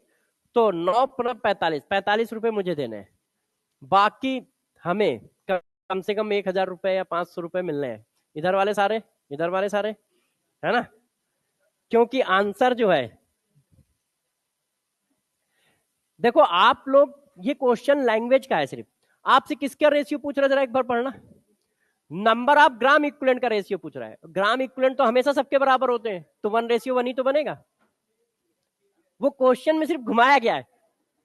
Ratio of equivalents of K2Cr2O7 double negative and H2SO3 is. तो यार इक्विवेलेंट तो सबके बराबर ही होते हैं, तो 1:1 ही तो हुआ। इसमें सॉल्व ही नहीं करना है। बताओ, 5 रुपए का क्वेश्चन दिया था जिसमें सॉल्व ही नहीं करना है, फिर भी भाई ए बराबर भी है, तो रेशियो क्या आएगा? उसने बस क्वेश्चन की लैंग्वेज को टाइट किया है कि वो कह रहा है calculate the ratio of equivalents. Equivalents क्या है? जैसे मोल वैसे equivalents. Calculate the ratio of equivalents. और अभी बोला था कि उसको शॉर्टकट में, ग्राम इक्विवेलेंट को हम लोग शॉर्टकट में इक्विवेलेंट्स भी बोलते हैं। मैं आपको हिंट्स वही दे के आया था क्वेश्चन का, क्योंकि मुझे पता था ये क्वेश्चन पढ़ा है, तो मैंने कहा चलो वहां बोल देता हूँ, देखता हूँ कितने बच्चे याद रखते हैं। सब लफाजी में बैठते हैं। अच्छा पढ़ाते रहो तुम यार, तुम पढ़ाते रहो। अपना सपनों में खोए हुए हैं सबके सब, सुनते ही नहीं है सारी बातें अच्छे से।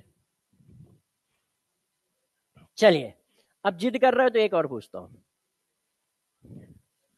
अब देखो इस क्वेश्चन को हम लोग करते हैं 6 इंटू, मतलब कितनी तरीके से क्वेश्चन पूछ सकता है, हर तरीका का एक एक दो दो क्वेश्चन करा दे रहा हूं कि कभी इस तरीके से पूछेगा, कभी इस तरीके से, कभी इस तरीके से, मगर कॉन्सेप्ट एक ही लगाना है। 6 into 10 की power -3 mole of K2Cr2O7 react completely with 9 into 10 की power -3 mole of XN positive to give XO3 double negative and इतना the value of N is.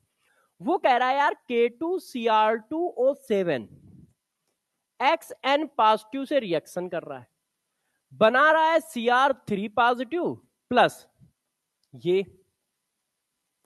अब मेरे से पूछा जा रहा है कि N की वैल्यू बताओ। मैंने आपको क्या क्या पूछेगा उससे अपने को लेना देना नहीं है। अपने को किस बात से लेने देना है, रिएक्शन लिखनी है और ग्राम इक्विवेलेंट बराबर कर देना है। किसके, जिसमें कुछ पूछ रहा है, जिसमें कुछ दिया है। तो भाई दिया, इसमें कुछ पूछ रहा है, एन की वैल्यू पूछ रहा है ना, तो इसमें पूछ रहा है, इसकी वैल्यू दी है और इसकी वैल्यू पूछ रहा है, बराबर कर दिया, डायरेक्ट कर रहा हूं, मोल इंटू एन फैक्टर। इसका एन फैक्टर कितना निकला, 2, 6 माइनस 3 6, तो इसका एन फैक्टर कितना निकला, 6। अब इसका मोल इंटू एन फैक्टर, अब यहां कितना लिखा है, 1 मॉड एन माइनस 5। मैंने कहा था यहां तक आप जरूर जाओ, इसके बाद सोचो कैसे निकलेगा। तो जैसे यहां तक जाओगे, बताओ कैसे निकलेगा, समझ में आ गया। सिर्फ एनी तो निकालना है, सब कुछ तो दिया ही है, कट्टम काट खेलो। 2 2 3 3, 3 से उड़ाया, 3 से उड़ाया, 2 आया, 3 आया, फिर 3 से उड़ाया, 3 से उड़ाया, तो n minus 5 mod equal to आ गया 4। अब गौर से देखो, K2Cr2O7 क्या करता है, ऑक्सीडेशन। दोनों भाई भाई हैं, दोनों के पास कोई काम है ही नहीं, एक ही काम है, निकम्मे टाइप के लोग हैं, सिर्फ एक प्रॉपर्टी है उनके पास, ऑक्सीडेशन करना, और कुछ काम नहीं करते दोनों के दोनों। तो भाई ऑक्सीडेशन किया है तो ऑक्सीडेशन नंबर बढ़ी होगी, ऑक्सीडेशन नंबर क्या है, बढ़ी होगी। इसका मतलब n की वैल्यू जो है वो 5 से छोटी होगी, बड़ी नहीं हो सकती।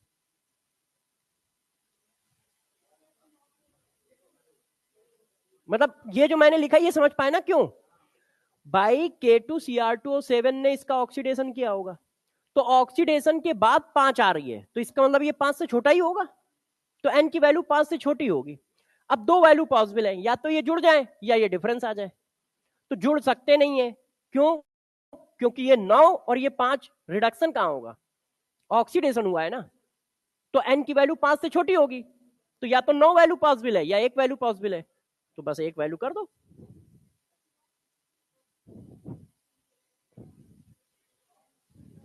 भाई मैथमेटिकली 9 पॉसिबल है, मगर कॉन्सेप्चुअली पॉसिबल नहीं ना, इसीलिए तो 9 वाली वैल्यू ली नहीं, क्योंकि ऑक्सीडेशन हो रहा है, ऑक्सीडेशन हो रहा है तो n की वैल्यू 5 से कम ही आएगी ना। नहीं कुछ तो हो ही रहा होता ना, अगर के साथ मगर चलता है ना, अगर ऑक्सीडेशन नहीं हो रहा होता तो कोई मगर भी आ रहा होता ना, तो मगर तो आ ही नहीं रहा है। भाई अब रिडॉक्स है, ऑक्सीडेशन नहीं होगा, रिडक्शन नहीं होगा, तो फिर ये चैप्टर कैसे चलेगा, फिर तो कोई दूसरा ही चैप्टर चलेगा ना।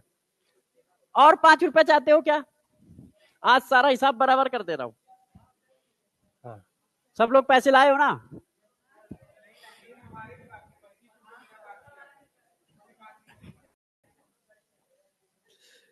तो देखो अब इस क्वेश्चन करते, बेईमानी कर रहे हैं, मैं नहीं खेलूंगा भाई। मतलब अपने पैसे की बातें चल रही, मेरे पैसे की बातें नहीं चल रही है, मेरे भी तो होंगे किसी के पास। KMnO4 react with oxalic acid according to the equation 20 ml of 0.1 m KMnO4 is equivalent to, अब फिर क्वेश्चन की लैंग्वेज पकड़ो, वो कह रहा है इसके इक्विवेलेंट, किसके इक्विवेलेंट के बराबर होंगे, इक्विवेलेंट टू कह रहा है, 20 ml of 0.1 m KMnO4 is equivalent to, इसके इक्विवेलेंट मतलब इसके ग्राम इक्विवेलेंट किसके ग्राम इक्विवेलेंट के बराबर होंगे, तो जितने ग्राम इक्विवेलेंट इसके होंगे उतने ही जिसके होंगे उसके बराबर होंगे, क्योंकि ग्राम इक्विवेलेंट तो सेम होते हैं ना। ये कॉन्सेप्चुअल है, मतलब इसकी लैंग्वेज बहुत टाइट है, क्वेश्चन रद्दी है, वही बार बार जो कर रहा है वही करना है, मगर लैंग्वेज ना समझ पाए तो समझ ही नहीं पाओगे करना क्या है। वो कह रहा है जितने ग्राम इक्विवेलेंट KMnO4 के हैं उतने ही ग्राम इक्विवेलेंट किसके पास है, तो यार ग्राम इक्विवेलेंट निकालते चले जाओ, इसके कितने ग्राम इक्विवेलेंट है, तो पहले इसके निकाल लो, तो m इंटू वी। अब देखो यहां पे गेम है, मोलरिटी दी है, m इंटू वी होता है, m इंटू एम थोड़ी होता है, तो यार इस m को n बनाना पड़ेगा, तो मोलरिटी को नॉर्मलिटी बनाना है, तो क्या करोगे, normality equal to n factor into molarity, formula पढ़ाया है, तो मोलरिटी में n फैक्टर का मल्टीप्लाई मार दोगे तो नॉर्मलिटी बन जाएगा। तो मैं डायरेक्ट कर दूं तो कोई बच्चा दुखी तो नहीं होगा, नहीं मैं करके दिखा देता हूं, ये नॉर्मलिटी बनी, ये वैल्यूम बना, नॉर्मलिटी इक्वल टू होता है n factor into molarity, n factor KMnO4 का कितना है 5, और मोलारिटी कितनी है 0.1, तो नॉर्मलिटी कितनी आई 5 इंटू 0.1, देखो वही रखी है। अब इसको सॉल्व करो, तो 5 दूनी 10, एक जीरो हट गया, 10 की पावर -2। अब इसके नंबर ऑफ ग्राम इक्विवेलेंट 10 की पावर -2 है, तो अब इनमें से किसके 10 की पावर -2 है, बस ये चेक कर लो। जिसके होंगे वो आंसर हो जाएगा, क्योंकि नंबर ऑफ ग्राम इक्विवेलेंट आपस में क्या होते हैं, हमेशा बराबर। बात समझ पा रहे हो? वो कह रहा है जितने ग्राम इक्विवेलेंट KMnO4 के हैं उतने ही ग्राम इक्विवेलेंट इनमें से किसके हैं। क्यों? क्योंकि नंबर ऑफ ग्राम इक्विवेलेंट बराबर होते हैं हमेशा। तो अब ये निकालो, निकालो कैसे, m इंटू वी से। सब लोग समझ पा रहे हैं ना क्या कह रहा हूं मैं? उधर वालों, हाँ भाई, अलग ग्रह के लोग समझ रहे हो? उनका मन उसी ग्रह में लगता है, उधर वाले में। और उसे हमें लग रहा है इसलिए लगता है क्योंकि उधर वाले लोग दिखते ही नहीं है इधर से खड़े होने पे, तो उनको लगता है कि अब सही मौका है, कुछ भी करते रहो। क्यों भाई? चलो आंसर निकालते हैं। 120 इंटू 10 की पावर -3, समझ गए कैसे किया? वैल्यूम इन लीटर चाहिए, है ना? अब देखो ये मोलारिटी है, गौर सुनो, ऑक्जेलिक एसिड का एन फैक्टर कितना होता है 2, तो मोलारिटी में एन फैक्टर का मल्टीप्लाई करोगे तभी तो नॉर्मलिटी बनेगा। अब क्या ये 10 की पावर -2 आ रहा है, देखो 25 दूना 50 और 50 इंटू 12 मतलब 12 पंचे 60, 6 आ रहा है। अब पावर आवर कुछ भी आए, यहां कहीं 6 है ही नहीं, तो इसका मतलब ये आंसर तो नहीं होगा। ठीक है कि नहीं? वैल्यू सेम आनी चाहिए ना, तो वैल्यू सेम तो नहीं आएगी, तो हटाओ, इसको करो 150 इंटू 10 की पावर -3 एम 0.1 इंटू 2। हाँ बेटे, हाँ अच्छा, ये वाला 5 ना, देखो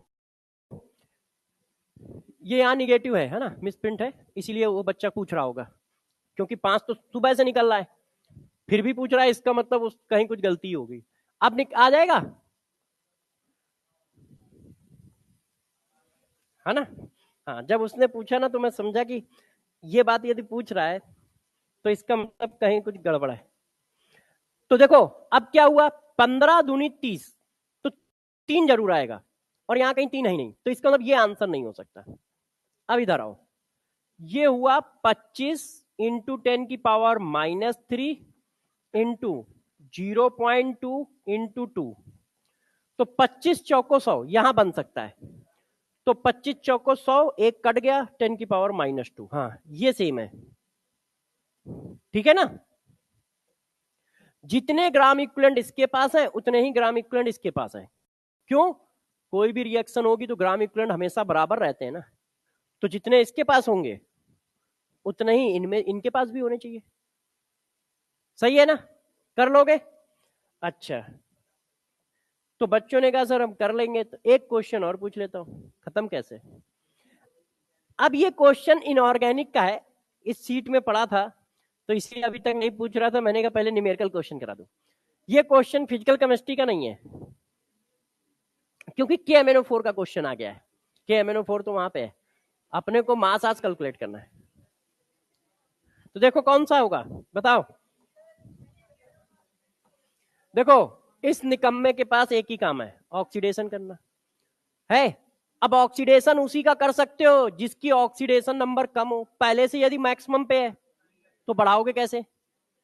तो पहले से मैक्सिमम पे है तो बढ़ेगी नहीं, यहाँ पे 2 है, यहाँ पे 3 है, यहाँ पे 4 है, यहाँ पे 4 है, तो 4 वाले को 6 कर सकते हैं, 4 वाले को 6 7 कर सकते हैं, इसकी तो Mn की 7 भी होती है। 2 वाले को 3 कर सकते हो, 3 वाले को कहां ले जाओगे, Fe की 2 ही होती है, +2 +3 है, तो इसका मतलब यही होगा। वो कह रहा है कि which of the following can not change the colour of KMnO4। KMnO4 यदि ब्रेक हुआ तो कलर जरूर चेंज होगा, चाहे वो मीडियम कोई भी हो। क्यों?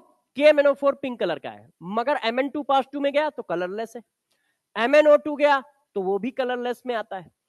K2MnO4 का कलर होता है, मगर सबका कलर पिंक नहीं है, अलग है, तो यार इसका मतलब रिएक्शन होगी तो कलर चेंज होगा, इसका मतलब रिएक्शन नहीं करनी है तो रिएक्शन सिर्फ एक से नहीं करेगा, FeCl3 से। FeCl3 से रिएक्शन नहीं करेगा, तो जब रिएक्शन ही नहीं होगी तो कलर कैसे चेंज होगा? KMnO4 रिएक्शन करेगा तो कलर चेंज होगा ना। वो कह रहा है ऐसा कौन सा मॉलिक्यूल है जिससे कलर नहीं चेंज होगा? Can not change the colour of KMnO4। इसका मतलब रिएक्शन नहीं होगी तो कलर चेंज नहीं होगा। और रिएक्शन कब नहीं होगी? जब वो ऑक्सीडेशन ना करा पाए। क्यों? उसके पास एक ही नेचर है कि वो पकड़ के ऑक्सीडेशन करा सकता है। अब मान लो पहले से कोई हायर ऑक्सीडेशन नंबर पे है तो उसका ऑक्सीडेशन वो करा ही नहीं पाएगा। तो बस आंसर ये आ गया। अब जरा देखिए आप लोग, जब आप लोग बहुत जिद कर देते हैं तो नया चैप्टर में मैं आ जाता हूं। अब इलेक्ट्रोकेमिस्ट्री, इसके बारे में कुछ बता देता हूं पहले, इंपॉर्टेंट चैप्टर है। नहीं देखो, आज मैं जितना याद करके आया उतना तो पढ़ा के जाऊंगा, जितना उस बैच में है उतना पढ़ाऊंगा, ठीक है, ज्यादा नहीं। हाँ हाँ मिक्स हो गया, मगर पता नहीं एक बैच और उसी रूम में लगता है, उसमें जा रहा हूं आजकल। हाँ तो उसमें, अच्छा देखो सब लोग ध्यान दो, इधर ध्यान दीजिए सारे के सारे बच्चे, ठीक है? उतना ही पढ़ेंगे जो अपना टाइमिंग है। हाँ बेटे, हाँ पूछ लो। इलेक्ट्रोड पढ़ के सुना थोड़ा कुछ और, वो तो इसमें आएगा ना इलेक्ट्रोकेमिस्ट्री में। एनसीईआरटी बता रहे हो क्या आप? ला मुझे हेडिंग दिखा दो, मैं एक बार देख लूं फिर बताता हूं।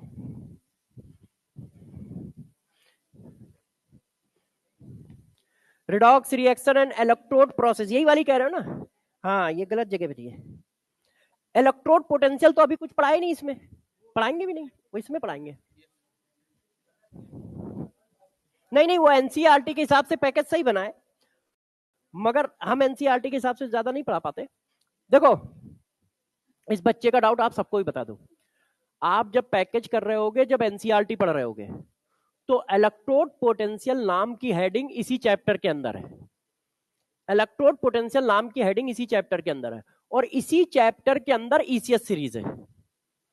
इलेक्ट्रोकेमिस्ट्री की जो ईसीएस सीरीज है, इलेक्ट्रोकेमिकल सीरीज, वो ऑक्सीडेशन रिडक्शन चैप्टर के अंदर ही है, ठीक है? मगर हम लोग उसको इसमें पढ़ेंगे, इलेक्ट्रोकेमिस्ट्री में पढ़ेंगे, उसमें नहीं पढ़ेंगे। उसका रीजन है क्योंकि बैकग्राउंड बताना पड़ेगा ना, पोटेंशियल बताने से पहले बताना पड़ेगा कि ये केमिकल रिएक्शन कहां पे होगी, पोटेंशियल क्या होता है। अब पोटेंशियल बता के छोड़ दिया, उसके क्वेश्चन यहां पे हैं, तो अब थ्योरी हो गई है, अब यहां हम डायरेक्ट क्वेश्चन करेंगे 15 दिन बाद, तो बच्चा क्वेश्चन कैसे करेगा? या तो थ्योरी मुझे फिर से पढ़ानी पड़ेगी। तो इसलिए इलेक्ट्रोड पोटेंशियल हेडिंग यहां पे आएगी, और आएगी तो कम से कम 2 घंटे चलेगी, कम से कम बता रहा हूं, इसका मतलब 2 क्लास तक सिर्फ इलेक्ट्रोड पोटेंशियल चलेगा, 2 घंटे तो चलेगा ही चलेगा, उससे कम में होता ही नहीं है वो। सारा क्वेश्चन इलेक्ट्रोड पोटेंशियल से ही आता है इलेक्ट्रोकेमिस्ट्री में, चेक कर रहा आप। तो इलेक्ट्रोड पोटेंशियल जिस दिन स्टार्ट होगा तो कम से कम 2 क्लास जाएगा। तो चलो अब आते हैं। हाँ ये तुम्हारे ऊपर है, हमें तो आता है, जितनी जल्दी तुम समझ जाओगे उतनी जल्दी खत्म हो जाएगा। देखो ये चैप्टर 3 पार्ट में होगा, एक पार्ट होगा कंडक्टेंस, एक पार्ट होगा सेल, और एक पार्ट होगा इलेक्ट्रोलिसिस। अब पूरा चैप्टर बहुत इंपॉर्टेंट है,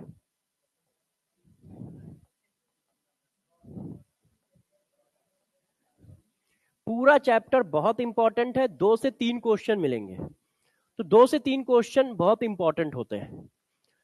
आप क्वेश्चन कर पाओगे ये मेरी गारंटी है, बस आपको बैठ के आराम से शांति से बातों को सुनना है। तो चैप्टर पूरा इंपॉर्टेंट है, मगर मैं बता दूंगा कहां से क्वेश्चन आएगा डेफिनेट। वैसे तो पूरा चैप्टर इंपॉर्टेंट है, मगर आपको ये जरूर बता दूंगा पढ़ाते पढ़ाते कि इस जगह पे क्वेश्चन आएगा, इसको ध्यान रखना, इस जगह पे क्वेश्चन आएगा, इसको ध्यान रखना, वो मैं बता दूंगा। अब जरा देखो यार, इस चैप्टर में कहां से स्टार्ट करना है। इस चैप्टर की स्टार्टिंग होती है इलेक्ट्रोलाइट से, कि इलेक्ट्रोलाइट क्या होता है। खत्म हो गई मीटिंग? कितने की डील कर ली तुम लोगों ने? 4-5 करोड़ का बिजनेस तो बना ही दिया होगा। बी कौन सा? इसमें जो अभी पढ़ाया है? तो यार यदि एक अंधा दूसरे अंधे से पूछेगा रास्ता किधर है, तो कहाँ जा, वो भी पढ़ने आए हैं, तुम भी पढ़ने आए हो। अरे जब तक एक दो आंख वाला इंसान है तब तक रास्ता उससे पूछा जाता है, जब दो आंख वाला इंसान नहीं मिलेगा तब अंधे का सहारा तो अंधा होता ही है ना। अब हम सामने खड़े हैं, डाउट उनसे क्लियर हो रहा है। पूछो, कौन सा क्वेश्चन है? ये ये ये वाला, इसमें पूछो क्या पूछना है। अच्छा उसका, तो तुम अंधे पूछो, तुम्हें क्या पूछना है? डाउट क्लियर है? अब देखो ऐसे ही बच्चे ना हमारी सैलरी कम करा रहे होते हैं, अब उनका डाउट ये बता देंगे तो हमारी सैलरी कम ही हो जाएगी ना यार, इसीलिए मैं किसी को बताने नहीं देता हूँ।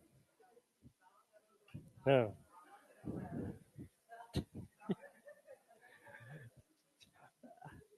चलिए आगे बढ़ते हैं, ये इन बच्चों के बहकावे में कोई मत आना, ठीक है। अच्छा, अब आप लोग शांति पकड़ो, पढ़ाते हैं। देखो बच्चों, कंसंट्रेशन में हम लोग मतलब सॉरी इलेक्ट्रोकेमिस्ट्री में हम कहां से स्टार्ट करेंगे? कंडक्टेंस से स्टार्ट करेंगे, ठीक है, सेल से स्टार्ट नहीं करेंगे। कुछ लोग सेल से भी स्टार्ट करते हैं, कुछ लोग कंडक्टेंस से स्टार्ट करते हैं। हम लोग कंडक्टेंस से चैप्टर को उठाएंगे, सेल में जाएंगे और इलेक्ट्रोलिसिस में चले जाएंगे। अब कंडक्टेंस क्या होता है ये बात आपको समझाता हूं, गौर से समझिएगा। बहुत इजी है यार, टफ होता तो आप भी जानते हो, हम ही को क्यों आता है कि नहीं, तुमसे थोड़ी तेज है। तुम लोगों को फिजिक्स भी आती है, मैथ्स भी आती है, केमिस्ट्री भी आती है, जूलॉजी भी आती है। हम 20 साल में एक चीज सीख पाए हैं, सोच लो। अब तुम इससे आइडिया लगाओ कमजोर कितना हूं मैं, कि 20 साल में इतना सीखा, और बच्चे 6 महीने में सीख रहे हैं। अभी देखना है, पेपर में परफॉर्म करेंगे 100% क्वेश्चन सही करके आएंगे, है। और यहाँ 20 साल में सीख पाया हूं।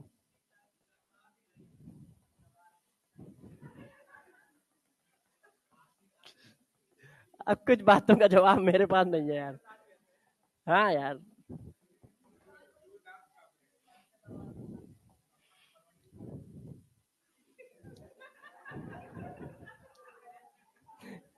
चलो अच्छा आप पढ़ा देता हूँ, है। इन लोगों को मसाले में बड़ी मजा आती है पढ़ा, हमें मेरी क्लास में डाउट पढ़ाई का कोई पूछता ही नहीं है, फर्जी बातों के डाउट पूछते हैं कि सर चलो किसी दिन काउंट करेंगे हम दोनों लोग बैठ के कितना है ना। भाई तुम आदमियों के पीछे क्यों पड़े हो यार, तुम भी है। अच्छा वो इधर अच्छा, अब मजाक खत्म करो, पढ़ाई पे सब लोग ध्यान दो, ठीक है। अच्छा अब रुको, देखो यार मैंने क्या किया जरा ध्यान दो भाई, अलग ग्रह के लोग। देखिए ये एक कंटेनर है, इसमें मैंने क्या किया, इलेक्ट्रोलाइट सोल्यूशन ले लिया। ये क्या है? Electrolyte solution. यदि मैं लिख देता हूं कि इलेक्ट्रोलाइट सोल्यूशन है, इसका मतलब आप समझ गए होंगे कि क्या होने वाला है।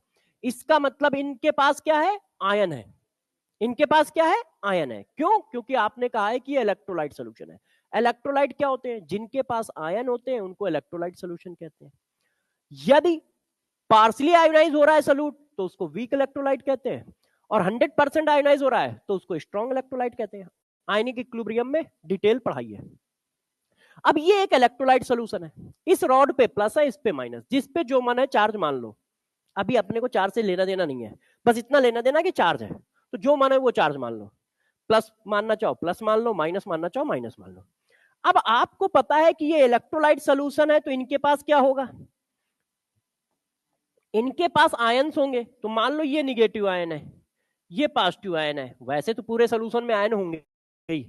अब यार निगेटिव किधर भगेगा? पॉजिटिव की ओर। पॉजिटिव किधर भगेगा? निगेटिव की ओर। तो अब क्या है, पहले से भाग गया है वो, देखो पहले से वहां है, तो दूसरा बनाना पड़ेगा, है ना। ये देखो प्लस हो गया और ये माइनस हो गया। हाँ, तो अब जरा देखो बच्चों, माइनस ये है प्लस ये, तो प्लस वाला किधर भगेगा? माइनस प्लेट की ओर, ऐसे, है ना। ये इसलिए उल्टे बन गए थे, इनको देख के बनाए थे मैंने।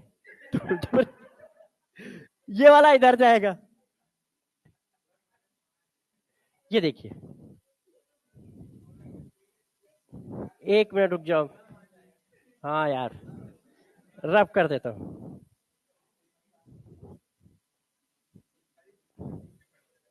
अच्छा, अब चलो आप सीरियस हो जाओ सब लोग। देखो, तो पॉजिटिव चार्ज किधर जाएगा? निगेटिव प्लेट की ओर। निगेटिव चार्ज किधर जाएगा? पॉजिटिव प्लेट की ओर। ये तो सिंपल सी बात है। अब कंडक्टेंस करता क्या है? कंडक्टेंस क्या होता है? ये जो चार्ज फ्लो हो रहा है, माइग्रेट कर रहा है, उसको मेजर करता है, उसके रेट को मेजर करता है कि जो हमारा चार्ज है वो इलेक्ट्रोलाइट सॉल्यूशन में अपोजिट प्लेट की ओर कितनी तेजी से माइग्रेट कर रहा है। तो कंडक्टेंस मेजर करता है इसके मूवमेंट को, इसके मूवमेंट को। तो कंडक्टेंस क्या मेजर करता है? Rate of flow of charge in electrolyte solution. किसमें मेजर कर रहा है? इलेक्ट्रोलाइट सॉल्यूशन में कर रहा है। क्यों? चार्ज का फ्लो आप वायर में भी मेजर करते हो फिजिक्स में, इसलिए हमको लिखना पड़ेगा कि किसकी बात कर रहे हैं, नहीं तो कंफ्यूजन आ जाएगा कि यार कंडक्टेंस मेजर करता है rate of flow of charge. तो ये रेट जो मेजर कर रहे हो, ये कहां पे कर रहे हो? वायर में कर रहे हो कि इलेक्ट्रोलाइट में कर रहे हो? क्योंकि दोनों की प्रॉपर्टी में डिफरेंस होता है, इस वजह से हम लोग को लिखना होता है कि किस में कर रहे हैं। तो कंडक्टेंस क्या करता है? सबसे पहले तो ये समझ लो क्या करता है। Rate of flow of charge को मेजर करता है, चार्ज के फ्लो को मेजर कर रहा है। ठीक है, कहां से कहां की ओर? पॉजिटिव वाला निगेटिव प्लेट की ओर जा रहा होगा, निगेटिव वाला पॉजिटिव प्लेट की ओर जा रहा होगा। इतना सा काम करता है। क्या मेजर करता है? Rate of flow of charge. किसमें मेजर कर रहे हो? इलेक्ट्रोलाइट सॉल्यूशन में। तो conductance measure rate of flow of charge in electrolyte solution, कि इलेक्ट्रोलाइट सॉल्यूशन में जो चार्ज है वो कितनी तेजी से फ्लो कर रहा है या कितनी ज्यादा अमाउंट में फ्लो कर रहा है, इसको मेजर करता है कंडक्टेंस। ठीक है, तो पहले हमें डिफिनीशन आ गई। वो जो आपको पता है वो फार्मूला है कि C equal to 1/R। Formula नहीं, पहले डिफिनीशन तो समझ में आया कि है क्या। तो कंडक्टेंस क्या करेगा? मेजर करेगा किसको? चार्ज के मूवमेंट को, कि भैया ये चार्ज इधर से इधर तक भाग रहा है ना, तो किस रेट से भाग रहा है, इसको मेजर करता है कौन? कंडक्टेंस। तो हमने यही बात लिख दी कि कंडक्टेंस क्या मेजर करता है? It is measure rate of flow of charge. किसमें? In electrolyte solution, in electrolyte solution. Conductance charge को मेजर करता है किसमें? इलेक्ट्रोलाइट सॉल्यूशन में। क्लियर है इतनी बात? इसको रिप्रेजेंट किया जाता है बच्चों सी से, कैपिटल सी या कैपिटल जी से। आप सी से रिप्रेजेंट करोगे हमेशा, है ना। एनसीईआरटी में जी से किया गया एक जगह पे, मगर आप सी से करोगे। अच्छा, मैथमेटिकल फार्मूला होता है C equal to 1/R। Are क्या होता है? आर होता है रेजिस्टेंस। तो बच्चे डिफिनीशन लिखते हैं conductance is a reciprocal of resistance. ये तो वही चीज है कि फार्मूले को लैंग्वेज में लिख दिया गया है, डिफिनीशन नहीं है ये। जैसे इसको पढ़ा, आप पढ़ रहे हो C इक्वल टू 1/R, अब इसको लैंग्वेज में लिख दो कि C इनवर्सली प्रोपोर्शनल है R के। तो ये तो फार्मूला है जिसको तुमने लैंग्वेज में लिख दिया है। डिफिनीशन क्या है? कंडक्टेंस क्या करता है? कंडक्टेंस फ्लो ऑफ चार्ज को मेजर करता है किसमें? Electrolyte solution. सी से रिप्रेजेंट किया जाता है, 1/R होता है। आपने कहा सर यार यूनिट क्या होगी, तो मैंने कहा चलो मिलके निकालते हैं। इसकी यूनिट ओम, तो ये क्या हो गई? Ohm inverse. फिजिक्स की यूनिट हम लोग क्यों लेंगे? हम लोग के अंदर भी तो कुछ खुददारीपन है, तो हम अपनी यूनिट बना लेते हैं। अपनी यूनिट बना लेते हैं साइमेंस, कैपिटल एस। तो हम लोग अपनी यूनिट लिख रहे होते हैं। ठीक है, तो कंडक्टेंस की यूनिट एस हो गई या ओम इनवर्स हो गई। बच्चों ने कहा यार सर ठीक है, आप कह रहे हो तो मान लेते हैं। तो कंडक्टेंस क्या करता है? Rate of flow of charge को मेजर करता है किसमें? इलेक्ट्रोलाइट सॉल्यूशन में। तो इतनी देर में ये तो सेट हो गया होगा कि कंडक्टेंस काम क्या करेगा? Rate of flow of charge को मेजर करेगा। ठीक है, किसमें करेगा? पूरे सॉल्यूशन में, इन इलेक्ट्रोलाइट सॉल्यूशन कह रहे हो ना। ठीक है, अब जरा देखिए इसके बाद इफेक्टिंग फैक्टर। कौन से फैक्टर हैं जो इसको इफेक्ट करते हैं? जैसे आप इस जगह से लेके वहां तक भगोगे, तो कौन कौन से फैक्टर हैं जो आपके भगने की स्पीड को इफेक्ट कर रहे होंगे? यहां से वहां तक भागना है, तो कौन कौन से फैक्टर हैं? तो वो सारे फैक्टर हमें मेजर करने हैं।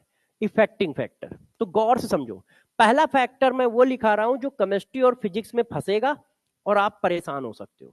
देखो, कंडक्टेंस जो होता है बच्चों डायरेक्टली प्रोपोर्शनल होता है टेम्परेचर के, और कंडक्टेंस क्या डायरेक्टली प्रोपोर्शनल होता है टेम्परेचर के। तो बच्चों ने कहा ऐसे कैसे, तो बताओ टेम्परेचर बढ़ाओगे तो क्या होगी, काइनेटिक एनर्जी बढ़ेगी, काइनेटिक एनर्जी बढ़ेगी तो मूवमेंट बढ़ गया, स्पीड बढ़ गई, और उसी को तो मेजर कर रहा है? तो कंडक्टेंस क्या है, टेम्परेचर बढ़ाओगे तो कंडक्टेंस बढ़ेगा। क्यों? क्योंकि काइनेटिक एनर्जी बढ़ गई तो मोशन बढ़ गया, मूवमेंट बढ़ गया, और उसी को मेजर करता है कौन, कंडक्टेंस। तो ये बात समझ में आई कि टेम्परेचर बढ़ाने पे कंडक्टेंस बढ़ेगा। अब इस स्टेटमेंट को मैं थोड़ा सा पूरा कर रहा हूं, गौर सुनिए। जिस बात को हमने लिखा है ये बोला जाता है इलेक्ट्रोलाइट कंडक्टेंस। भाई इधर गौर सुनो, क्योंकि अब जो लिखूंगा जब स्टेटमेंट आएगा तो तुम यहां फंस सकते हो। मेटेलिक कंडक्टेंस इनवर्सली प्रोपोर्शनल होता है टेम्परेचर के। देखो, ये वायर वाले की बात हो रही है। मेटेलिक कंडक्टेंस का मतलब इन वायर, ये इलेक्ट्रोलाइट सोल्यूशन में नहीं है, और ये जो लिखा है ये इलेक्ट्रोलाइट सोल्यूशन में लिखा है, इन इलेक्ट्रोलाइट सोल्यूशन।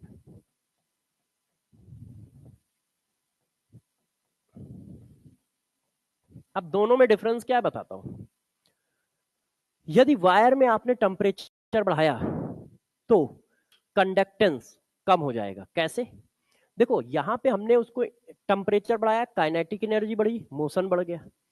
तो यार वायर में भी तो यही है, यहां पे चार्ज को फ्लो करा रहा है आयन, वहां पे करा रहा है इलेक्ट्रॉन। मगर इलेक्ट्रॉन जो है बहुत ही छोटा पार्टिकल है जिसके पास मास ना के बराबर है। तो जब उसको एनर्जी मिलती है तो वाइब्रेशन बढ़ जाता है, इसका वाइब्रेशन कम बढ़ता है। जैसे देखो, गर्मी में टेम्परेचर है 35-40, अभी है 20 डिग्री मेरा टेम्परेचर घटता है बढ़ता है, तो क्या गर्मी में मैं कांपता हुआ दिखता हूं, मतलब ऐसे वाइब्रेट करता हुआ दिखता हूं? नहीं, ऐसा थोड़ी होता है कि ऐसे ऐसे चल रहा हूं पढ़ा रहा हूं स्टेट ही रहता हूं ना, है? क्यों? क्योंकि हम लोग के पास मास ज्यादा है, बहुत टेम्परेचर बढ़ेगा तो काइनेटिक एनर्जी में कन्वर्ट होगा, वाइब्रेशन नहीं आएगा। इलेक्ट्रॉन के पास वाइब्रेशन आता है। तो जब आप वायर में टेम्परेचर बढ़ाते हो तो इलेक्ट्रॉन आता है, तो इलेक्ट्रॉन का वाइब्रेशन बढ़ जाता है, वाइब्रेशन बढ़ गया तो कोलिजन बढ़ जाती है। क्यों? वही इलेक्ट्रॉन तो वहां से यहां तक फ्लो करने हैं, तो उनके बीच की कोलिजन बढ़ जाती है, कोलिजन बढ़ जाती है तो रेट कम हो जाता है, फ्लो करने का रेट कम हो जाता है, और वही तो हम मेजर कर रहे हैं। तो मेटालिक कंडक्टर, तो स्टेटमेंट जरा ध्यान रखना कि वो वायर की बात कर रहा है कि इलेक्ट्रोलाइट सोल्यूशन की बात कर रहा है, क्योंकि यहां पर दो स्टेटमेंट चल रहे हैं ना। तो पता चला कौन सी बात कर रहा है कि तुम जोश में निकले भागे चले जा रहे हो कि हाँ टेम्परेचर डायरेक्टली प्रोपोर्शनल है, डायरेक्टली प्रोपोर्शनल है, और लिखा है मेटालिक वायर में टेम्परेचर बढ़ाने पे, ठीक है, कंडक्टेंस डिक्रीज कर रहा है। तुम कह रहे हो नहीं ये तो गलत हो गया, छापो। तो जरा ध्यान रखना, इसीलिए ऊपर नीचे लिखाया है, इसकी हमें कहीं जरूरत नहीं है क्योंकि ये फिजिक्स का है, ये फिजिक्स का है, हमें कहीं जरूरत नहीं है। मगर यार वो तो पूरा पेपर ले रहा है ना, और फिजिक्स की भी एक छोटी सी बात पूछ रहा है, मना थोड़ी कर दोगे, है कि नहीं? तो जरा ध्यान रखिएगा इस बात को। तो क्या हुआ, टेम्परेचर बढ़ाओगे तो कंडक्टेंस बढ़ेगा, टेम्परेचर बढ़ाओगे तो कंडक्टेंस बढ़ेगा क्योंकि काइनेटिक एनर्जी बढ़ जाएगी जिसकी वजह से मोशन बढ़ जाएंगे। क्लियर? बच्चों ने कहा सर क्लियर। मैंने कहा चलो अच्छा, इस बात को थोड़ा और आगे घुमाते हैं। देखो नेक्स्ट पॉइंट 2, कंडक्टेंस जो होता है, ध्यान दीजिए, कंडक्टेंस डायरेक्टली प्रोपोर्शनल होता है नंबर ऑफ आयंस के। जितने ज्यादा आयंस उतना ज्यादा चार्ज,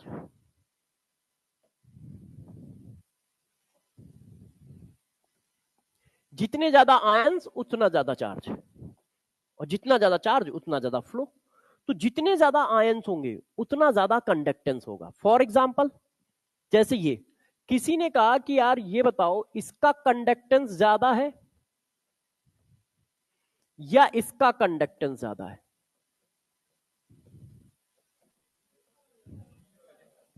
तो अब जरा देखो, चार्ज का फ्लो कौन कराएगा, मॉलिक्यूल या आयन? आयन। तो आयन के नंबर निकालो, एक मॉलिक्यूल में दो है, तो यार आयन के नंबर आए 0.1 × 2, और यहां आयन के नंबर आए, तो ये आंखों का धोखा है, इसमें आयन ज्यादा है। आयन ज्यादा तो कंडक्टेंस ज्यादा, आयन ज्यादा तो कंडक्टेंस ज्यादा। अब तुम्हारा मन कर रहा है कि नहीं सर ये लिखने वाला क्वेश्चन बर्दाश्त नहीं है, प्रिंटेड क्वेश्चन दो मुझे। ऐसा थोड़ी होता है, इतने पैसे खर्च कर रहा हूं फिर भी आप लिख के दे रहे हो यार, ऐसा कैसे चलेगा। तो मैंने कहा भाई बच्चे सही कह रहे हैं, अब आंसर लाओ।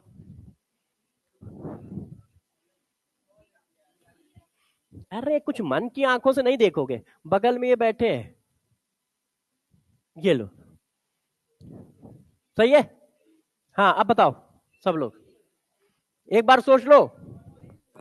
हाँ क्या हुआ?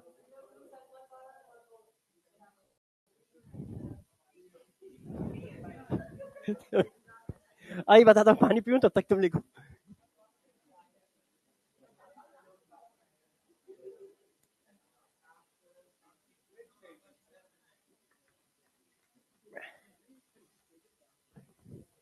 हाँ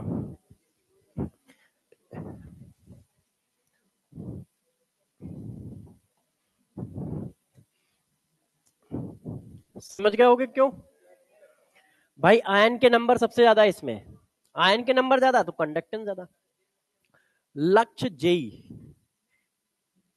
एक बैच, लक्ष्य 12th के बैच को बोलते हैं, तो 12th का बैच है लक्ष्य जेई। उसमें जब पढ़ा रहा था तब मैंने ये पीपीटी बनाई थी, ठीक है। हाँ उस लक्ष्य बैच वहीं पे चलाता था ना, तो उसमें ये पीपीटी बनाई थी, क्योंकि इस टाइप के संकल्प भारत में भी यही पीपीटी बनाई थी। एक बार बन गए तो यूज करोगे ना यार। अब क्या सोच रहे हो कि इस साल जो तुम्हें बना के दी है, अब अगली साल मैं फिर से बनाऊंगा यार। जब तक नीट का पेपर चल रहा है और नई चेंजेस नहीं आएंगे तब तो यही क्वेश्चन चलेंगे ना। तो हर साल कुछ ना कुछ बनाता हूँ। जैसे इस साल आपके लिए ये क्यूएसडी प्राइम बनाया है, और ये वाली पीपी नई वाली सीरीज बना रहा हूँ। अब ये अगले साल भी चलेगी। अब अगले साल छपा होगा यहाँ का, तो तुम कहोगे ये मजाक कर रहा हूँ बच्चे टेंशन में। ये मजाक है, तुमसे ज्यादा टेंशन में तो भाई लोग आ जाएंगे। इधर ध्यान दो, इधर इधर आ जाओ, पढ़ा लेने दो यार। तुम लोग जो है ना बातें करा के मेरा टाइम खराब करोगे, मैं बातें ही नहीं करूंगा। हाँ बेटे, number of ion, concentration number of ion को ही तो बताता है। यदि कंसंट्रेशन ज्यादा है तो इसका मतलब आयन ज्यादा है। भाई कंसंट्रेशन मालिक्यूल को बताता है, मालिक्यूल, अरे भाई पढ़ाई का क्वेश्चन पूछा है ना। तो जरा देखो कंसंट्रेशन ज्यादा तो आयन ज्यादा, क्योंकि कंसंट्रेशन किसका निकालते हो, कंसंट्रेशन ज्यादा होने का मतलब सलूट ज्यादा है। अब सलूट ज्यादा है तो आयन भी ज्यादा होंगे, ठीक है। आपका एक क्वेश्चन पूछ लेते हैं, ये लो, एक क्वेश्चन ये है, एक क्वेश्चन ये है। अब कंडक्टेंस किसका ज्यादा है, एक को ए नाम दे दिया, एक को बी, बस वो तो लिखा ही है ना। यदि कंसंट्रेशन चेंज होगा तो अपने आप आयन के नंबर चेंज हो गए। अच्छा अब इस बात को थोड़ा और बढ़ाते हैं। देखो ये हमारा बेस फार्मूला है, ध्यान देना सब लोग, ये बेस फार्मूला है। हम लोग क्या करना है, इसको चेंज कर सकते हैं। देखो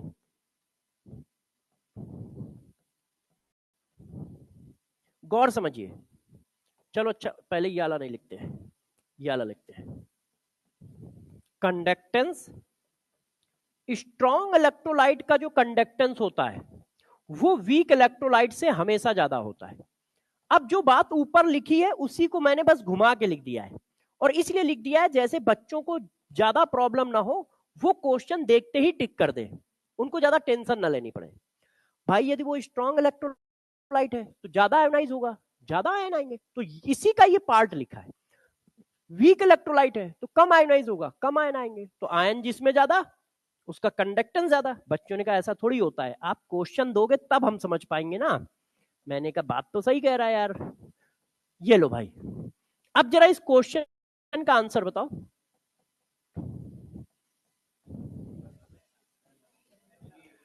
अब देखो ये स्ट्रॉन्ग एसिड है तो यार ये ज्यादा आयोनाइज होगा, ये वीक एसिड है कम आयोनाइज होगा, तो आयन के नंबर तो इसी में ज्यादा आएंगे ना। तो यही एक तरह से फार्मूला यही वाला काम कर रहा है, मगर जल्दी दिख जाएगा अच्छा स्ट्रॉन्ग इलेक्ट्रोलाइट है तो यही ज्यादा है, ये वीक है छोड़ो।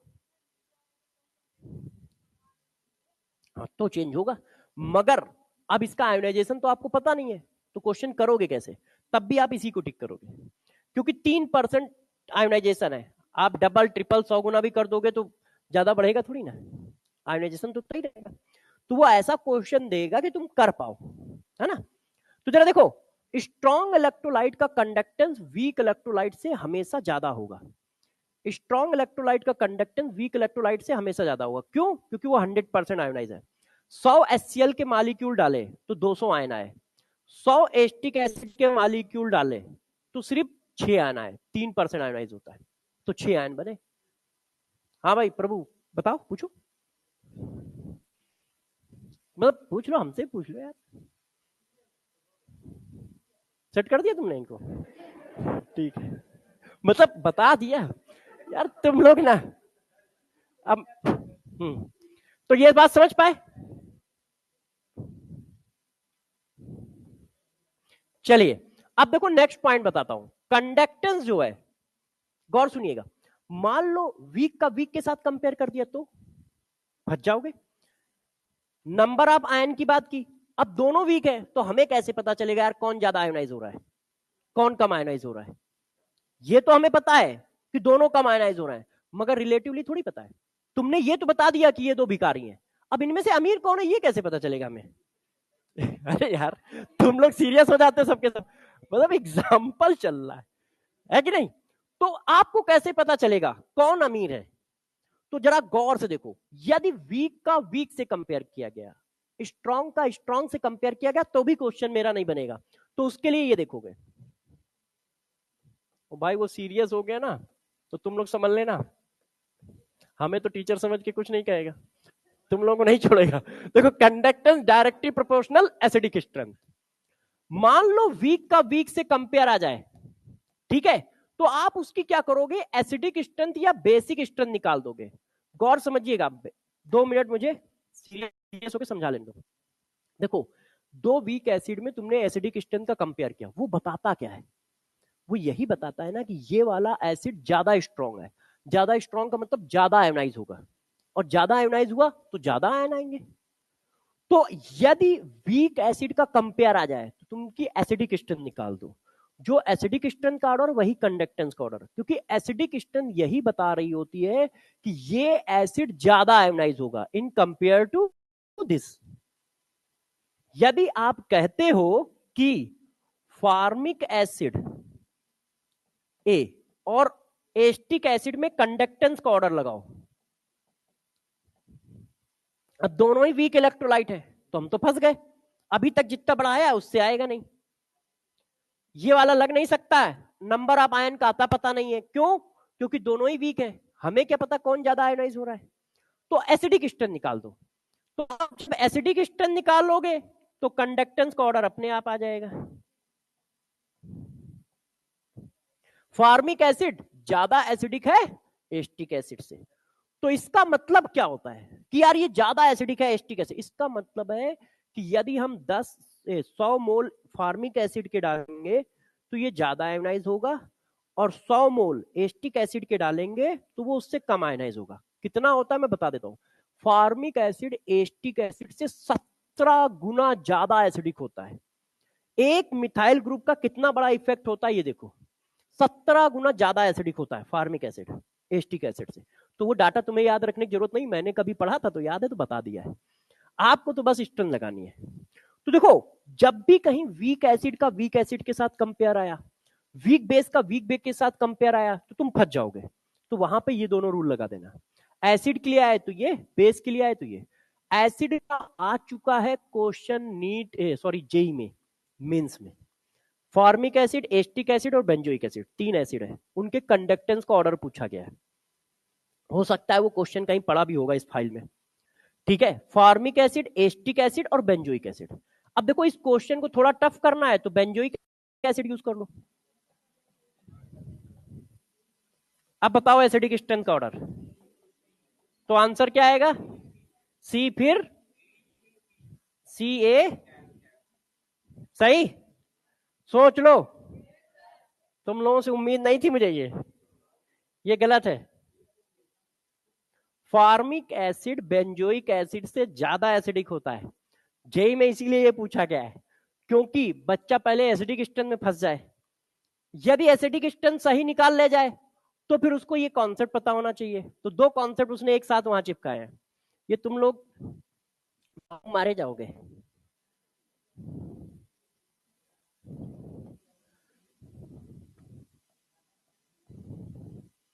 ए सी बी। फॉर्मिक एसिड ज्यादा एसिडिक होता है बेंजोइक एसिड से। तुम रेजोनेंस की वजह से कह रहे होगे, है ना। ये इक्वल रेजोनेटिंग फिगर बनाता है और इसके पास कोई बल्कनेस नहीं है। रेजोनेंस का मतलब होता है घूमना इलेक्ट्रॉन क्लाउड का। इलेक्ट्रॉन क्लाउड सबसे ज्यादा स्मूथ तब घूमता है जब उसके अगल बगल कोई बल्कि ग्रुप ना हो, क्योंकि बल्कि ग्रुप क्या करते हैं, लूप को टेढ़ा मेढ़ा कर देते हैं धक्का मुक्की मार के। सेम चार्ज है, सब माइनस है, धक्का मुक्की करेंगे, धक्का मुक्की करते हैं तो लूप टेढ़ी मेढ़ी हो जाती है। और लूप जब टेढ़ी मेढ़ी हो जाती है तो जो घूमना है वो स्पीड कम हो जाती है, जितनी स्पीड उतना ज्यादा रेजोनेंस। फार्मिक एसिड में कोई है ही नहीं, कोई ग्रुप ही नहीं लगा है, कुछ नहीं लगा है। हाइड्रोजन लगा है तो वो स्मॉलेस्ट एलिमेंट है, ऊपर से एक तुमने वैसे ही निकाल दिया है आयोनाइजेशन में। तो फार्मिक एसिड बेंजोइक एसिड से भी ज्यादा एसिडिक होता है। तो फार्मिक एसिड, फिर बेंजोइक एसिड, और फिर एस्टिक एसिड। तो एस्टिक एसिड सबसे लास्ट में जाएगा। तो ये ऑर्डर होगा, है ना, इसका ध्यान रखिएगा। तो जेई में याला भी लगा दिया था उन्होंने। मैंने अभी आपको सब कॉन्सेप्ट समझाया तो याला दिया, क्यों? क्योंकि उस समय मुझे कॉन्सेप्ट समझाना था। तो कॉन्सेप्ट समझाने में बच्चा फिजिकल केमिस्ट्री सही चलाए तो ऑर्गेनिक वो जल्दी से कर ले, क्योंकि मेरा एम ऑर्गेनिक का था नहीं फिजिकल का है। तो ऐसे ऑप्शन दिए कि ऑर्गेनिक में वो जल्दी से टिक कर दे। अब क्वेश्चन बनाने की बात आई तो क्वेश्चन बनाने में वो थोड़ी देखेगा कि तुम्हें ऑर्गेनिक आती है कि इनऑर्गेनिक आती है कि फिजिकल, वो तो टाइट क्वेश्चन बनाएगा। तो देखो अब क्वेश्चन ऐसे बना। तो जब भी आए तो आपको कुछ नहीं करना है, एस्टिक वो एसिडिक स्टन लगा देना है। जो एसिडिक स्टन का ऑर्डर वही कंडक्टेंस का ऑर्डर। कंसंट्रेशन नहीं, कहीं पर भी मैंने मोलरिटी की बात नहीं की है। मोलरिटी का मतलब ही होता है आयन। डिफिनीशन बताओ, 1 लीटर में कितने मोल सॉल्यूट के प्रेजेंट है। तो 1 लीटर में कितने मोल, मोल क्या है, नंबर ही तो है। इसका मतलब सॉल्यूट के नंबर ही तो लिख रहा है वो, है ना। नहीं, फिर भी यही होता, फिर भी यही उसका रीजन है। ये 3% आयनाइज होता है। 0.2 कंसंट्रेशन से कितने आयन आएंगे चेक करो। तो 0.2 कंसंट्रेशन से यदि 3% आयनाइज होगा तब भी आयन के नंबर 12 होंगे। भाई डबल कर दोगे, है ना, क्योंकि मालिक्यूल डबल के 12 ही तो हुए, उसके 200 है ना। भाई कंसंट्रेशन डबल किया, इसका मतलब मालिक्यूल तुमने डबल ले लिए, यही तो हुआ। तो जरा देखो, हमने इसके 100 लिए, पानी में छोड़ दिए, 200 आए। इसके मैंने 200 लिए, पानी में छोड़ दिए, ठीक है, मगर ये आयोनाइज है 3%। तो 200 का 3% 6, तो 12 आयन आ गए। और उसके 200 आयन है, इसके 12 आयन, अभी भी वही ज्यादा है। तो बहुत हाई कंसंट्रेशन लोगे तब हो सकता है ज्यादा हो, ऐसा वो देगा ही नहीं क्वेश्चन। क्योंकि 3% आयनाइज होता है ये हमें पता है ना, बच्चे को थोड़ी पता होगा। और हमें भी इसका पता है ना, मान लो किसी और का लिख देगा तो हमें भी नहीं पता होगा। तो उस तरह क्वेश्चन देता है कि बना पाए। अच्छा, ये कॉन्सेप्ट समझ पा रहे हो। तो हमने आपको बताया कि कंडक्टेंस टेम्परेचर के directly proportional, conductance number of ion के डायरेक्टली प्रोपोर्शनल। नंबर आयन को और एक्सप्लेन करने के लिए मैंने 2 पॉइंट और जोड़ दिए कि स्ट्रॉन्ग इलेक्ट्रोलाइट का कंडक्टेंस वीक से ज्यादा होगा, ठीक है, और कंडक्टेंस एसिडिक स्टेन के डायरेक्टली प्रोपोर्शनल होगा, कंडक्टेंस बेसिक स्टेन के डायरेक्टली प्रोपोर्शनल होगा। अच्छा, बच्चों ने कहा सर ठीक है, और कुछ बताना चाहते हो आप? मैंने कहा बिल्कुल। तो बच्चों ने कहा बता डालो भर इसी बात पे। तो अब जरा देखो, इस बात को जरा समझना, गौर से देखो, इसको ध्यान दो सब लोग। देखिए, आपने क्या किया, वीक का कंपेयर वीक से किया। मान लो स्ट्रॉन्ग का कंपेयर स्ट्रॉन्ग से हो गया तो फंस जाओगे। हमने कहा 100 NaCl डाले, 100 KCl डाले, 200 आयन यहां पर भी आए, 200 आयन यहां पर भी आए, तो क्या कंडक्टेंस सेम है? कंपेयर कैसे करोगे? स्ट्रॉन्ग का स्ट्रॉन्ग से कैसे करोगे? वीक से कंपेयर करने का रास्ता बता दिया। स्ट्रॉन्ग का स्ट्रॉन्ग से कैसे करोगे? तो गौर से देखो, कंडक्टेंस डायरेक्टली प्रोपोर्शनल है साइज ऑफ नेकेड आयन या size of ion. Size of ion को ही हम नेकेड आयन कहते हैं। नेकेड आयन का मतलब क्या होता है, जरा लिख देता हूं, गैसियस आयन। Gaseous ion. अब जरा गौर समझो, आपसे यदि मैं पूछूं कि पीरियोडिक टेबल में आप कहते हो down the group size increase, left to right decrease, ये कौन सा साइज बताते हो? हाइड्रेटेड आयन का साइज बताते हो, गैसियस आयन का साइज बताते हो, मेटेलिक का बताते हो, किसका बताते हो? तो ये गैसियस आयन का है सब। तो नेकेड आयन का मतलब होता है गैसियस आयन। और मैंने गैसियस आयन की यहां पे, क्योंकि कई बुक, मतलब आप लोग कई बुक पढ़ते हो, टीचर के नोट्स पढ़ते हो, तो यहां अलग अलग भी हो सकता है। मैंने गैसियस आयन के रिस्पेक्ट में स्टेटमेंट पास किया है। हाइड्रेटेड आयन के रिस्पेक्ट में भी कोई स्टेटमेंट पास कर सकता है। क्यों? क्योंकि यहां पर गैस आयन होगा ही नहीं, पानी के अंदर पड़ा है तो हाइड्रेटेड आयन होगा। तो हो सकता है कोई टीचर या कोई बुक हाइड्रेटेड आयन के रिस्पेक्ट में स्टेटमेंट पास कर रहा हो। मैंने गैस आयन के रिस्पेक्ट में स्टेटमेंट इसलिए पास किया है कि बच्चा देखते ही क्वेश्चन कर दे, उसको साइज के बारे में ज्यादा सोचना ना पड़े। क्यों? क्योंकि ये हम लोग 6, 7, 8, 9 से सीख जाते हैं, भैया down the group size increase, left to right decrease. तो मैंने वही वाला साइज लिया जो हम बचपन से जानते हैं। हाइड्रेटेड आयन का साइज कैसे निकाला जाता है, ये सिर्फ तुमने केमिकल बॉन्डिंग में पढ़ा है, हाइड्रेशन एनर्जी में।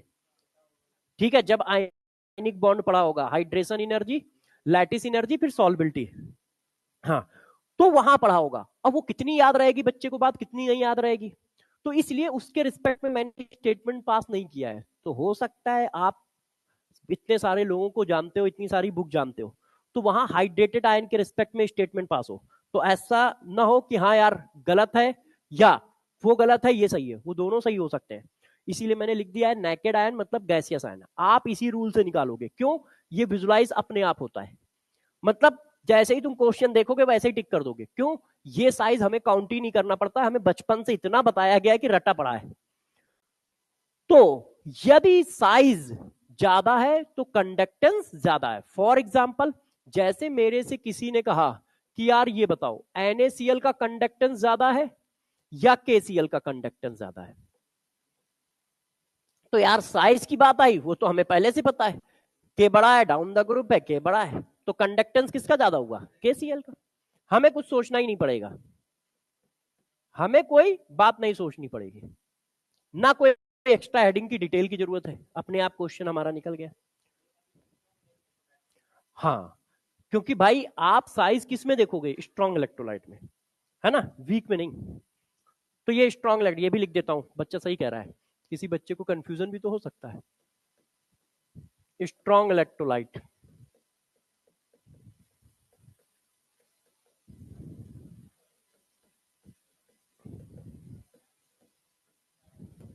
क्लियर है? बात समझ गए? अब तुम्हारा मन करेगा कि प्रिंटेड क्वेश्चन चाहिए, नहीं तो रोने धोने लगोगे। बस कंडक्टेंस में अब एक पॉइंट पढ़ाना है, बस कंडक्टेंस पढ़ा के रुक जाऊंगा, 3 मिनट पढ़ाना है, करो। तो डाउन द ग्रुप साइज क्या होता है? इंक्रीज।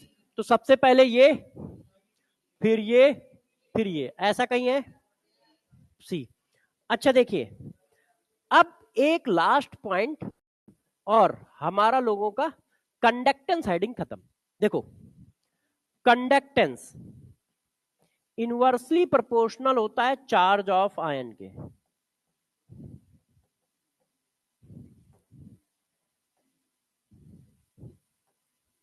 एक मिनट सब लोग जरा ध्यान दें। जैसे ये देखो, किसी ने कहा यार इनमें से कंडक्टेंस किसका ज्यादा है?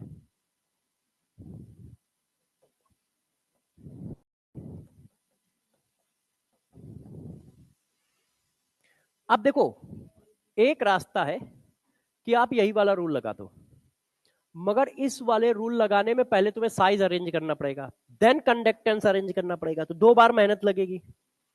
क्यों? क्योंकि यदि चार्ज अलग अलग है तो साइज भी हमेशा अलग अलग है। तो जब चार्ज वाला रूल लगा रहे होगे तो ये ऑटोमेटिक लग रहा होगा, तो बच्चे को कंफ्यूजन आ सकता है कि यार इसमें साइज वाला भी लग रहा है, तो किससे क्वेश्चन करें? तो जिससे करो आंसर सेम ही आएगा। मगर चार्ज वाले से करने में क्या है, आपको कुछ करना नहीं होगा, चार्ज दिख रहा है 3, 2, 1, मगर तुम्हें साइज लगाना पड़ेगा कि पहले साइज लगाएं फिर ऑर्डर लगाएं, दोनों से आंसर सेम ही आएगा। तो अब यदि हम इससे लगाएं तो क्या हुआ, कंडक्टेंस किसका ज्यादा है, sodium ion, calcium ion, aluminium ion. अब आप चेक करो साइज का ऑर्डर भी यही होता है, सोडियम आयन का ज्यादा होगा, फिर कैल्शियम आयन का होगा, फिर एल्युमिनियम आयन का होगा। चार्ज बढ़ेगा, साइज कम होता चला जाएगा, कंट्रैक्शन है। तो आप 4 से लगाइएगा, आंसर सबसे सेम आना है, दोनों से सेम आना है, ठीक है। मगर आप 4 से करोगे तो आपको मेहनत कुछ नहीं है, क्यों, 1 2 3 में बड़ा कौन है ये हमें पहचानना आता है।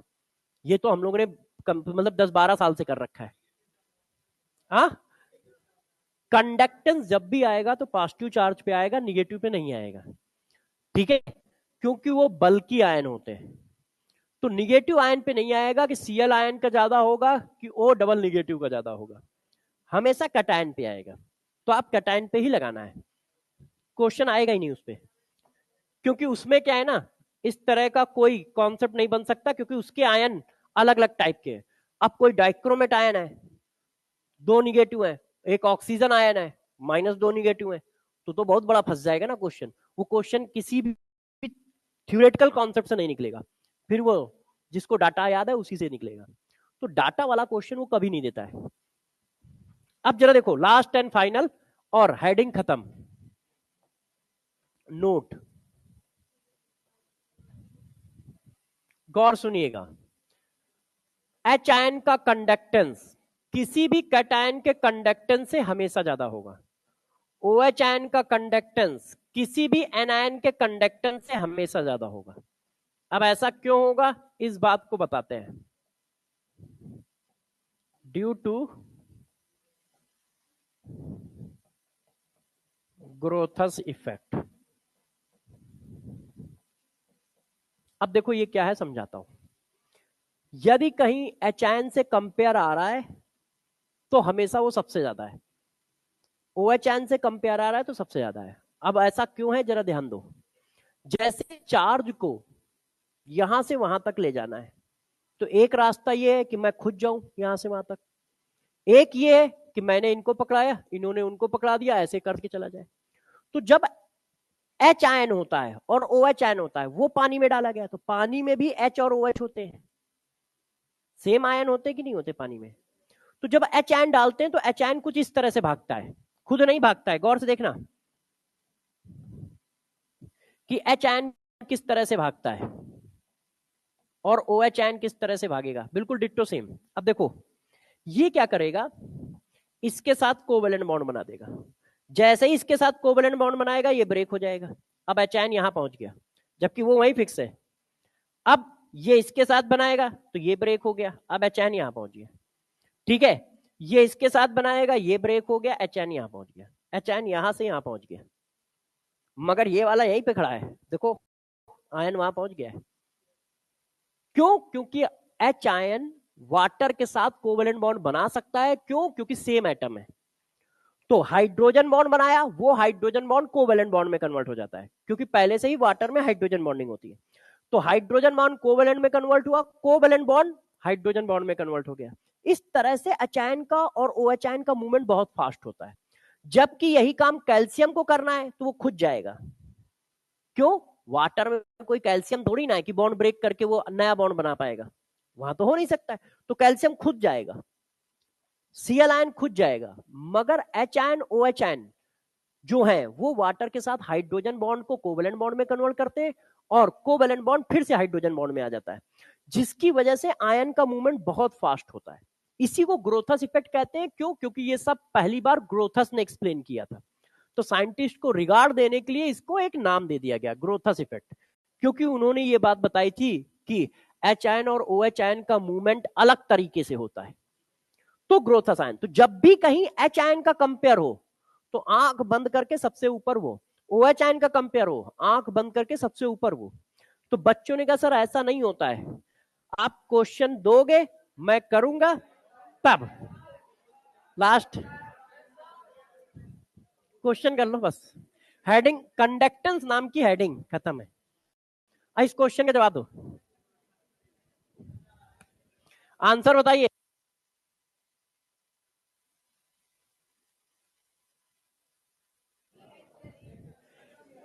select the pair of electrolyte in which first electrolyte is more conductance than second electrolyte. First electrolyte का कंडक्टेंस सेकंड इलेक्ट्रोलाइट से ज्यादा हो। तो देखो इसमें तो एच आयन है, तो एच आयन का ज्यादा हो गया, तो ये तो सेकंड का ज्यादा हो गया ना। और ये क्या है, ये सेकंड का ज्यादा है, इस पे मोल ज्यादा है, ये नन ऑफ दीज है। ये देखो दोनों का कंसंट्रेशन सेम है, अरे दोनों का कंसंट्रेशन सेम है, दोनों में नंबर ऑफ आयन सेम है, मगर इसके पास एच आयन है। एच आयन है तो कंडक्टेंस ज्यादा है। बस इतना याद करके आया था बस, अब जो याद करके आया था बता दिया, अब कल याद करके आऊंगा तब बताऊंगा।